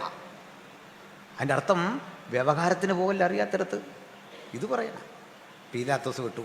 അപ്പോഴേക്കൊരു ബുദ്ധിമാൻ, എല്ലായിടത്തും കാണുമല്ലോ ഒരു കുരുട്ടുബുദ്ധിക്കാരൻ. ഈ കുരുട്ടുബുദ്ധിക്കാരനുള്ളത് കൊണ്ടാണ് പ്രസ്ഥാനം നടന്നു പോകുന്നത്, വേറെ കാര്യം. അത് മറക്കല്ലേ. നമ്മൾ പറയില്ല, കഴിവുള്ള ആളുകളെ നമുക്ക് കമ്മിറ്റിയിലെടുക്കണം. അതിൻ്റെ അടുത്ത് നമ്മൾ അല്പം കണ്ണിങ് ആയ ആളുകൾ വേണമെന്നാണ് ഫണ്ടുണ്ടാക്കാൻ, മറ്റു പല കാര്യങ്ങൾക്കൊക്കെ കണ്ണിങ് ആയ ആളുകളെയാണ് നമ്മൾ ഈ കഴിവുള്ള ആളെന്ന് പറയുന്നത്. ആണോ നിങ്ങൾ ചിന്തിച്ചാൽ മതി, പോട്ടെ. അപ്പോൾ ഏതായാലും അതിനകത്ത് കഴിവുള്ളൊരു മനുഷ്യൻ എഴുന്നേറ്റ് പറഞ്ഞു, സാറേ എവൻ ദേവാലയം പൊളിച്ചു 3 നാൾ കൊണ്ട് പണിയുമെന്ന് പറഞ്ഞു സാറേ. പീലാത്തോസ് വെള്ളമായിരുന്നു. പുള്ളി പറഞ്ഞു വിടൂ പോകാം. പുള്ളി പണിയുമെന്ന് പറഞ്ഞല്ലോ, പിന്നെ എന്തിനാ വിഷമിക്കുന്നത്? അയാൾ അടുത്ത തന്ത്രം പറഞ്ഞു, ഇവൻ രാജാവെന്ന് പറഞ്ഞു. അത് ഗൗരവമുള്ള കാര്യമാണ്, അത് ഗൗരവമാണ്. ആ കേസ് ഫയലെടുത്താട്ടെ. വല്ലതും പറയാനുണ്ടോ? ശരിയാ സാറേ, ഞങ്ങളൊക്കെ കേട്ടു. ഞങ്ങളെല്ലാം കേട്ടു. യേശുവിൻ്റെ തലയിൽ മുൾക്കിരീടം വച്ച് ഒരു മേലങ്കി ധരിപ്പിച്ച് അടിച്ച് വികൃത രൂപത്തിലാക്കി കൊണ്ടവിടെ നിർത്തിയിരിക്കുക പ്രതിക്കൂട്ടിൽ. ഇത്രയും ചെയ്തപ്പോഴും മനസ്സ് ശാന്തമാകുമെന്ന് ഓർത്ത് കൊണ്ട് നിർത്തിയിരിക്കുക. ഈ ഘട്ടത്തിലാണ് ക്വസ്റ്റ്യൻ. പീലാത്തോസ് ചോദിക്കാൻ പോവാ. ഈ കോടതി നിയമത്തിലൊരു പ്രധാന ഭാഗ ഓടി ആർട്ടം പാർട്ടം. വക്കീലന്മാരുണ്ട്, ക്ഷമിക്കണം എൻ്റെ പ്രൊനൗൺസിയേഷൻ കേട്ടിട്ട്. ഒടി ആർട്ടം പാർട്ടം എന്ന് പറഞ്ഞാൽ ഒടിവിളായിരിക്കണം മജിസ്ട്രേറ്റ്. ആർട്ടം പാർട്ടം 2 പക്ഷം പറയുന്നത് കേൾക്കണമെന്ന് മജിസ്ട്രേറ്റ്. ഒരു ഭാഗം കേട്ട് നമ്മൾ വിധി പറയാനായിട്ട് പാടില്ല. 2 ഭാഗത്തിന് ഒടിവിളായിരിക്കണം. അവ പ്രതിയോട് ചോദിക്കാൻ പോവാം. യേശുവിനെ കണ്ടു പീലാത്തോസ്. അടിയറ്റ തിരുത്ത പാടുകളിലൂടെ രക്തമൊഴുകുന്നുണ്ട്. അടിച്ച മുൾക്കിരീടം മുൾത്തറച്ച ഭാഗത്തൂടെ രക്തമൊഴുകുന്നുണ്ട്. വിഷമുള്ളുകൊണ്ട് മടഞ്ഞത്ത കിരീടം തലയിൽ, കയ്യിലൊരു കളിയാക്കുന്ന ചെങ്കോല്, ദേഹത്തൊരു മേലങ്കിയൊക്കെ ധരിപ്പിച്ച് പ്രതിക്കൂട്ടിൽ നിർത്തിയിട്ട് ഉദ്വേഗഭരിതനായൊരു ചോദ്യം. യേസൂസ് ബെൻ യൗസേഫ് നാസറിൻ ഒഹൈ മീ ബെസേലിയൂസ് യേസൂസ്. നസ്രയനായ യേശുവേ, നീ രാജാവാകുന്നുവോ? ഈ ഒറ്റ ചോദ്യത്തിൽ ഒരു വഴിത്തിരിവ. അല്ല എന്ന് പറഞ്ഞാൽ യേശുവിന് രക്ഷ, ആകുന്നു എന്ന് പറഞ്ഞാൽ ക്രൂശ്. ഇവിടെ എന്തു പറയണം, എന്തു പറയണമെന്നുള്ള ഒരു പരീക്ഷണം മുമ്പ് യേശുവിന് വന്നതാ. 5 അപ്പം 5000 കൊടുത്ത ഘട്ടത്തിൽ ജനം തന്നെ പിടിച്ച് രാജാവാക്കാൻ വരുന്നു എന്നറിഞ്ഞപ്പോൾ യേശു പറഞ്ഞു, എൻ്റെ രാജ്യം ഐഹികമല്ല, കിരീടം കയ്യിൽ വെച്ചോ. ലോക്കൽ ഒരുമിച്ച് കൂടി രാജാവാക്കാൻ വന്നപ്പോൾ കിരീടം നിരാകരിച്ചവൻ കോടതി മുറിയിൽ നിന്നിട്ട് ചോദിക്കുക, ഈ രാജാവ് തന്നെ എന്ന് ചോദിച്ചപ്പോൾ അല്ലെന്ന് പറയേണ്ടതാ ന്യായം. നമ്മളാണെ എങ്ങനെ പറഞ്ഞേനെ? നിങ്ങളുടെ എനിക്കറിയില്ല, ഞാനാണേ പറഞ്ഞേനെ, എൻ്റെ പൊന്നച്ച ഞാൻ രാജാവൊന്നുമല്ല. പിന്നെ ഒരു പ്രസംഗമല്ലേ അച്ഛാ, ആവേശം കയറിയപ്പോൾ രാജാവാണെന്നോ മന്ത്രി. അച്ഛൻ തന്നെയാണ് രാജാവ്. അച്ഛൻ്റെ ആ മുഖതേജസ് കണ്ടാൽ മനസ്സിലാകുമല്ലോ അച്ഛനെ രാജാവ്. പിന്നെ ഞാൻ രാജാവെന്ന് പറഞ്ഞത്, ഞാൻ വീട്ടിലൊരു രാജാവിനെ പോലെ വളർന്നു. മൂലഭാഷയിൽ രാജാവിന് വേറൊരു അർത്ഥമുണ്ട്. ശുംഭനെന്ന് പറഞ്ഞാൽ ജ്വലിക്കുന്നവനാണെന്നൊരർത്ഥമുണ്ട്. പ്രകാശി ഇങ്ങനെയൊക്കെ പറഞ്ഞേ നമ്മൾ തടി തപ്പും. ലോക്കലിൽ രാജാവക്കം വന്നപ്പോൾ വേണ്ട, കോടതി രാജാവാണെന്ന് ചോദിച്ചപ്പോൾ ആകുന്നു. നമ്മൾ നേരെ തിരിച്ചാ ലോക്കലിൽ കിടന്ന് പറയും ഞാൻ ആ രാജാവ്. കോടതി കയറി പേടിച്ച് മുട്ടിടിച്ച് താഴെ വീഴും. ഇതാ അഭിമാനിയായ യേശുവിനെ നമ്മൾ സന്തോഷത്തോടെ പ്രസംഗിക്കാൻ കാരണം എന്താ? ആ കോടതി മുറിയിൽ കാലിടറിയില്ല, കണ്ടമിടറിയില്ല, വാക്കുപതറിയില്ല, ആശയത്തിനൊരു കോട്ടവും തട്ടിയില്ല, അടിയറ്റ ചെറുത്ത പാടുകൾ വേദനിപ്പിച്ചില്ല, തലയിൽ വെച്ച മുൾക്കിരീടം ആശങ്ക ജനിപ്പിച്ചില്ല. ചങ്കുറപ്പോടെ നിന്നിട്ട് പീലാത്തോസിന്റെ മുഖത്തേക്ക് നോക്കിയിട്ട് പറയാ, ഏയ് മീ യഗോ പീലാത്തോസ്, ഞാനാകുന്നു പീലാത്തോസേ, ഞാൻ രാജാവ് തന്നെ. ഹല്ലേലൂയ, ഞാനാ രാജാവ്. പീലാത്തോസ് വരണ്ടു. പീലാത്തോസ് ഒന്നുകൂടി നോക്കിയിട്ട് പറഞ്ഞു, നിന്നെ രക്ഷിക്കാനും വെറുതെ വിടാനും എനിക്ക് അധികാരമുണ്ടെന്നറിയില്ലേ? യേശു ആ മുഖത്തേക്ക് നോക്കി, നിസ്സംഗതയല്ല അവിടെ, ആ മുഖത്തേക്ക് നോക്കിയിട്ട് അധികാരം പറയാ, ഇല്ലട കൊച്ചേ, നിനക്ക് അങ്ങനെ അധികാരമൊന്നുമില്ല. ഉയരത്തിൽ നിന്ന് കിട്ടിയില്ലെങ്കിൽ നിനക്ക് എന്ത് അധികാരം? ഇങ്ങനെ കോടതി മുറിയിൽ അടിപതറാതെ ചങ്കുറപ്പോടെ നിന്നവനാ നമ്മുടെ നാഥൻ. അവനെയാ നാം അനുഗമിക്കുന്നത്, അവനെയാ നാം പിന്തുടരുന്നത്, അവൻ്റെ വാക്കാ നമ്മെ ബലപ്പെടുത്തുന്നത്. ഇന്ന് രാത്രി അവൻ്റെ വാക്കെനിക്ക് ബലമാ, അവൻ്റെ വാക്കെനിക്ക് ശക്തിയാ, അവൻ്റെ വാക്കെനിക്ക് രോഗശാന്തിയാ, അവൻ്റെ വാക്കെനിക്ക് പുരോഗമനമാ, അവൻ്റെ വാക്കെനിക്ക് കൂടുതൽ കൂടുതൽ കരുത്താ. ഇനി ഞാൻ വെട്ടിപ്പിടിക്കാനുള്ള മണ്ഡലങ്ങളിലേക്കുള്ള യാത്രയിൽ അതെനിക്ക് പുത്തൻ ഉത്തേജനമാ. അവൻ്റെ വാക്ക് എൻ്റെ പ്രായത്തെ ചെറുതാക്കുന്നു, അവന്റെ വാക്ക് എന്റെ രോഗത്തെ നിഷ്പ്രഭമാക്കുന്നു. അവന്റെ വാക്ക് എന്റെ ആവേശം ഇരട്ടിയാക്കുന്നു. അവന്റെ വാക്ക് എന്റെ ക്രിസ്തീയ ജീവിതത്തിന്റെ തീഷ്ണത അഭിമാനകരമാക്കുന്നു. യേശുവിനെ അനുഗമിക്കുന്നു എന്ന് പറയുന്നതിൽ എന്റെ അഭിമാനം വർദ്ധിപ്പിക്കുന്നു. ഗുരു, അങ്ങ് കോടതി മുറിയിൽ പതറിയെങ്കിൽ, അങ്ങ് കോടതി മുറിയിൽ ക്ഷമയാചിച്ചെങ്കിൽ, അങ്ങ് കോടതി മുറിയിൽ പ്രാണന് വേണ്ടി കെഞ്ചിയെങ്കിൽ ഞങ്ങൾ ഇന്നിവിടെ കൂടുമായിരുന്നില്ല. ഞങ്ങളെ 2000 ആണ്ടായിട്ട് ഉലകത്തിന്റെ 5 വന്യഗ്രഹങ്ങളിലും കൂടിയിരുന്ന് പ്രസംഗിക്കാൻ, ആരാധിക്കാൻ പ്രേരിപ്പിക്കുന്ന ഘടകം ഒരുവന്റെ മുമ്പിൽ മുട്ടുമടക്കാത്ത ആ അജയ്യതയാണ്, ആ കരുത്താണ്, ആ ധാർമ്മിക ബോധമാണ്. അങ്ങനെയുള്ള ക്രിസ്തുവേശുവിനെ ഈ രാത്രി കർത്താവും രക്ഷിതാവുമായി ഞങ്ങൾ സമൂഹത്തിൽ ഉയർത്തിക്കാട്ടി വിളിച്ചു പറയുന്നു. മറ്റൊരുത്തലും രക്ഷയില്ല. നാം രക്ഷിക്കപ്പെടുവാൻ ആകാശത്തിന് കീഴിൽ മനുഷ്യരുടെ ഇടയിൽ നൽകപ്പെട്ട വേറെ ഒരു നാമവുമില്ല. സകല നാമത്തിനും മേലായ നാമം കർത്താവായ യേശു ക്രിസ്തുവിന്റെ നാമം. ഹല്ലേലൂയ.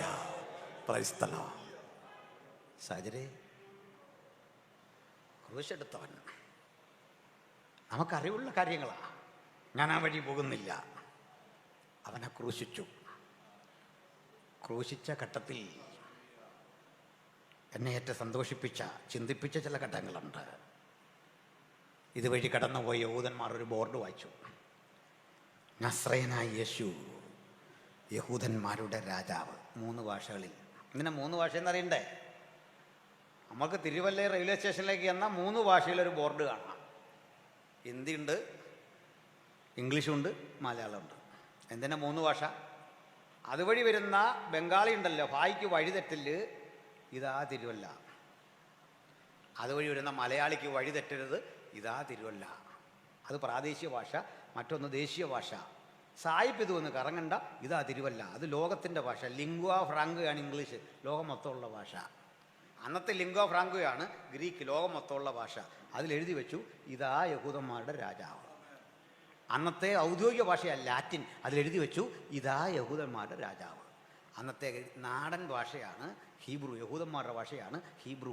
അതിലും എഴുതി വെച്ചു, ഇതാ യഹൂദന്മാരുടെ രാജാവ്. വഴിതെറ്റി പോകാതിരിക്കാനുള്ള ചൂണ്ടുപലക. ഇത് കണ്ടിട്ട് ഇവർക്കൊരു വിഷമം.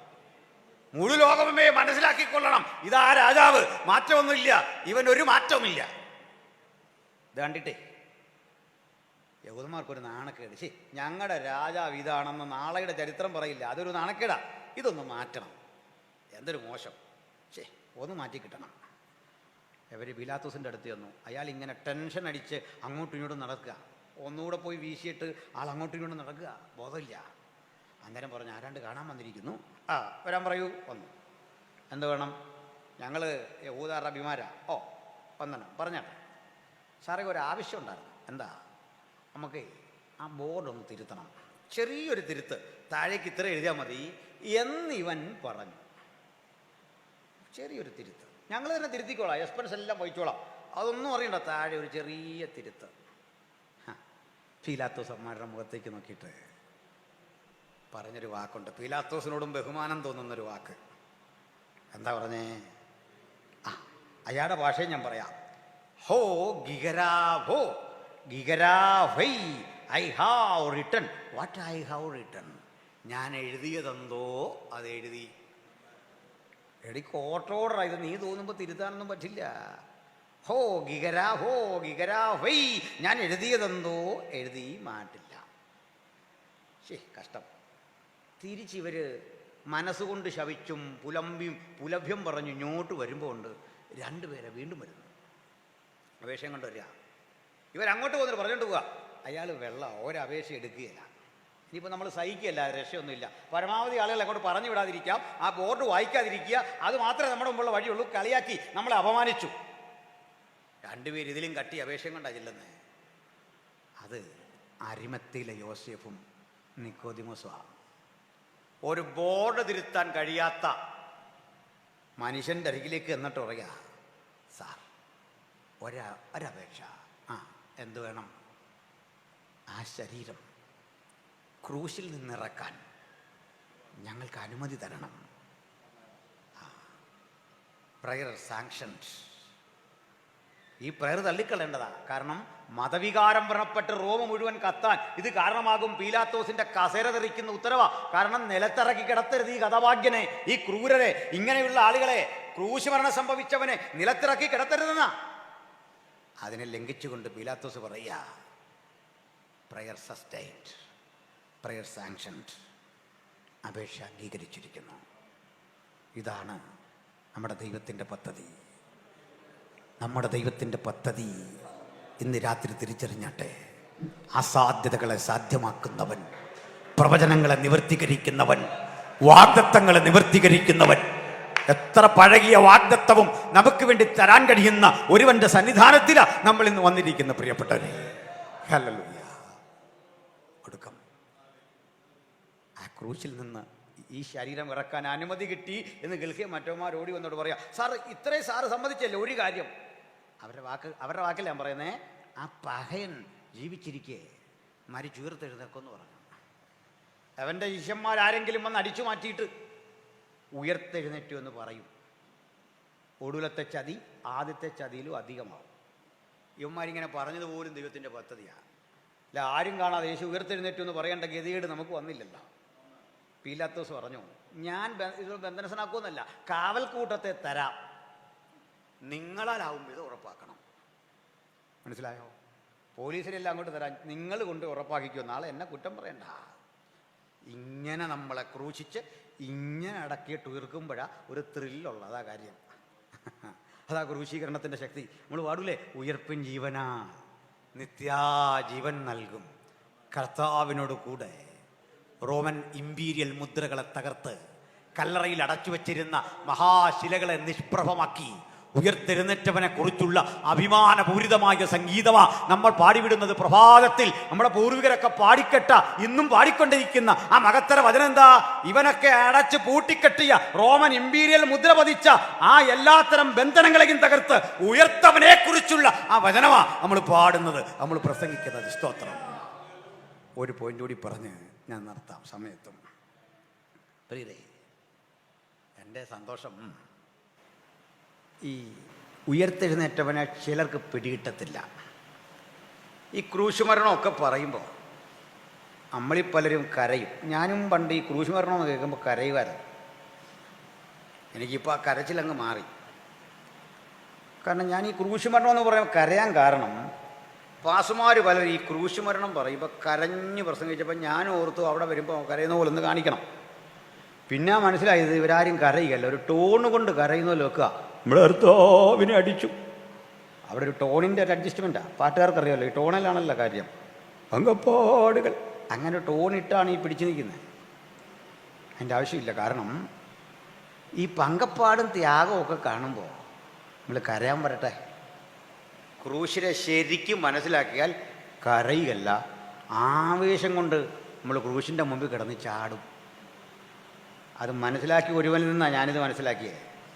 ക്രൂശിൻ്റെ വെളിപ്പാട് ശരിക്ക് കിട്ടിയ ഒരാളുണ്ട്, അയാളിത് മനസ്സിലാക്കിയതാ. അത് തൊട്ട് താഴെയൊന്നും അറിയില്ല, അരികിൽ നിന്ന യോഹന്നാനല്ല, അതിലേ പോയ കാണികൾ പലരും നിന്നിട്ട് ദുഷിച്ചു പറഞ്ഞ ആൾക്കാരൊന്നുമല്ല. ക്രൂശിൻ്റെ മഹത്വം തിരിച്ചറിഞ്ഞത് ധന്യനായ പൗലോസാ. പൗലോസ് ആത്മാവിൽ ഈ ക്രൂശിൻ്റെ ചുവട്ടിൽ ഒരിക്കൽ വന്നെന്നാ ഞാൻ വിശ്വസിക്കുന്നത്. ടൈം സ്ലിപ്പ് ഉണ്ടായതാണോ വെളിപ്പാട് കണ്ടതാണോ, ഏതായാലും അദ്ദേഹം ക്രൂശിൻ്റെ ചുവട്ടിൽ വന്നിട്ട് വിളിച്ചു പറയാ, സഹചര്യ കരയേണ്ട കാര്യമില്ല. കാരണം എന്താ ക്രൂശിൽ നടന്നതെന്നറിയണ്ടേ?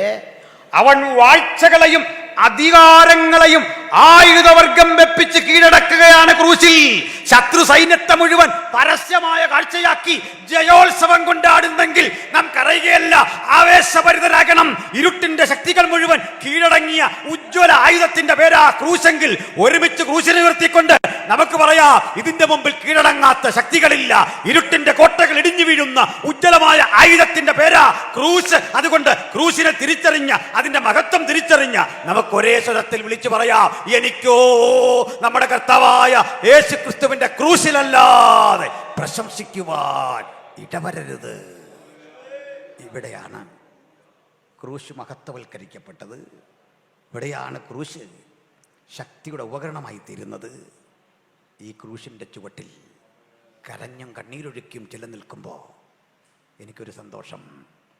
യേശു പണ്ട് ഓടിച്ചു വിട്ട ആളാ നിക്കോദിമോസ്.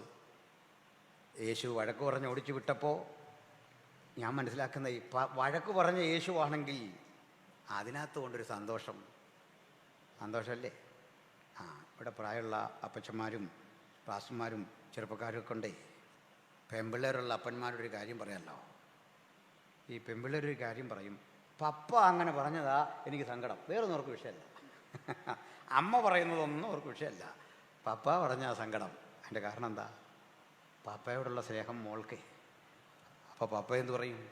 കുഞ്ഞെ വഴക്ക് പറഞ്ഞത് പപ്പയാണെങ്കിൽ ആ വഴക്കിൽ കൊണ്ടൊരു വാത്സല്യം.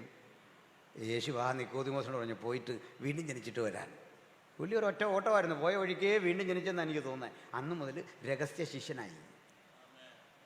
രഹസ്യ ശിഷ്യനാ. പാത്തും പതുങ്ങിയൊക്കെ നടന്നവനാ. കൂടെ അരിമത്തേലെ യോസേഫുണ്ട്. രണ്ടാളും ചെന്നിട്ടിത് പറയുമ്പോൾ, യേശുവിന് വേണ്ടി നിൽക്കാൻ തയ്യാറാകുമ്പോൾ, ഇവരപ്പം തിന്നില്ല, കടൽ മീതെ നടക്കുമ്പോൾ ആർത്തു വിളിച്ചില്ല, മാർക്കോസിൻ്റെ വീട്ടിലെ വിരുന്നിന് പോയില്ല, മറ്റൊരിടത്തും പോകാത്ത രണ്ടുപേര് ക്രൂശിക്കപ്പെട്ടവനെ കൈക്കൊള്ളാൻ ചെന്നു. നമുക്കും ഇന്ന് രാത്രി അപ്പം തിന്നാനല്ല, ഭൗതിക സുഖമല്ല, നമുക്കും പറയണം, ക്രൂശിക്കപ്പെട്ടവനെ അവസാന ശ്വാസത്തിലും എനിക്ക് അങ്ങയെക്കുറിച്ച് പറയണം. ഇങ്ങനെ പറഞ്ഞ് അന്ത്യശ്വാസം വലിക്കാൻ ഒരു ഭാഗ്യം കിട്ടുമെങ്കിൽ അതാണ് സന്തോഷം. മക്കളെ ചൊല്ലിയുള്ള വ്യതയല്ല, വീതം വെച്ചതിലെ കുറവല്ല, ബാങ്ക് ബാലൻസിന്റെ അതേക്കുറിച്ചുള്ള ആശങ്കയല്ല, മരിക്കാൻ കിടക്കുമ്പോൾ വെള്ളം ചോദിച്ചല്ല, യേശുവിനെ കുറിച്ച് പറഞ്ഞിട്ട്, യേശുവിനെ വിശ്വസിച്ചിട്ട്, യേശുവിനെ വിളിച്ചിട്ട് മരിക്കണം. അവർ രണ്ടാളും കരം നീട്ടി ഈ ശവശരീരം കയ്യിലെടുത്ത് മൂറുമകിലും കൊണ്ടുള്ള കൂട്ടുകുട്ടി പൂശുമ്പോൾ മറ്റൊരു പ്രവചനം നിവൃത്തിയായി. അവന്റെ മരണത്തിൽ അവൻ സമ്പന്നന്മാരോടുകൂടെ ആ മഹത്തരമായ പ്രവചനം നിറവേറാൻ യേശു കണ്ടെത്തിയ രണ്ട് ശ്രേഷ്ഠകരങ്ങളായ കഥാപാത്രങ്ങൾ അവരാണെങ്കിൽ, ഈ ബലത്തോടെ, ഈ ശക്തിയോടെ നമുക്കും യേശുവിനെ ഏറ്റെടുക്കാം. ഇരട്ടിക്കരുത്തരായി, ഇരട്ടി ബലത്തോടെ നമുക്ക് യേശുവിനെ പ്രസംഗിക്കാം. ഇന്ന് രാത്രി വചനം കേട്ടവർക്കിടയിൽ യേശുവിനെ വിശ്വസിക്കുന്നവർ മാത്രമല്ല, യേശുവിനെ പ്രസംഗിക്കുന്ന ചില കൂടി ഉടലെടുക്കട്ടെ. എൻ്റെ മുമ്പിൽ ധാരാളം കുഞ്ഞുങ്ങളെ കാണുന്നു. കുഞ്ഞെ, നീ എഞ്ചിനീയറോ ഡോക്ടറോ ബാങ്ക് മാനേജറോ IAS ആരുമാകട്ടെ, ഒരു കാര്യം കൂടെ, ആ കൂടെ യേശുവിനെ കൂടെ പ്രസംഗിക്കണം, യേശുവിൻ്റെ പൈതലാകണം. അങ്ങനെ ആഗ്രഹമുള്ള മാതാപിതാക്കൾ എത്ര പേരുണ്ട്? മക്കളുടെ ഭാവി കേവലം ഭൗതികമായ സമ്പത്തിൽ മാത്രമല്ല, എൻ്റെ മകൻ എന്തുമായിക്കൊള്ളട്ടെ, അവൻ യേശുവിനെ പ്രസംഗിക്കണം, യേശുവുള്ളവനാകണം. ഇതാകട്ടെ നമ്മുടെ പ്രാർത്ഥന. കുഞ്ഞെ, യേശുവുള്ളവനാകണം, യേശുവുള്ളവനാകണം. ഈ ബലത്തോടെ യേശുവാണെൻ്റെ സമ്പത്ത്, യേശുവാണെൻ്റെ സകലതും, ഈ ബോധത്തോടെ മുമ്പോട്ട് പോകാൻ തമ്പുരാൻ കൃപ നൽകട്ടെ എന്ന പ്രാർത്ഥനയിൽ ഉപസംഹരിക്കുന്നു. ദൈവനാമം മഹത്വപ്പെടുമാറാകട്ടെ. ആമേൻ.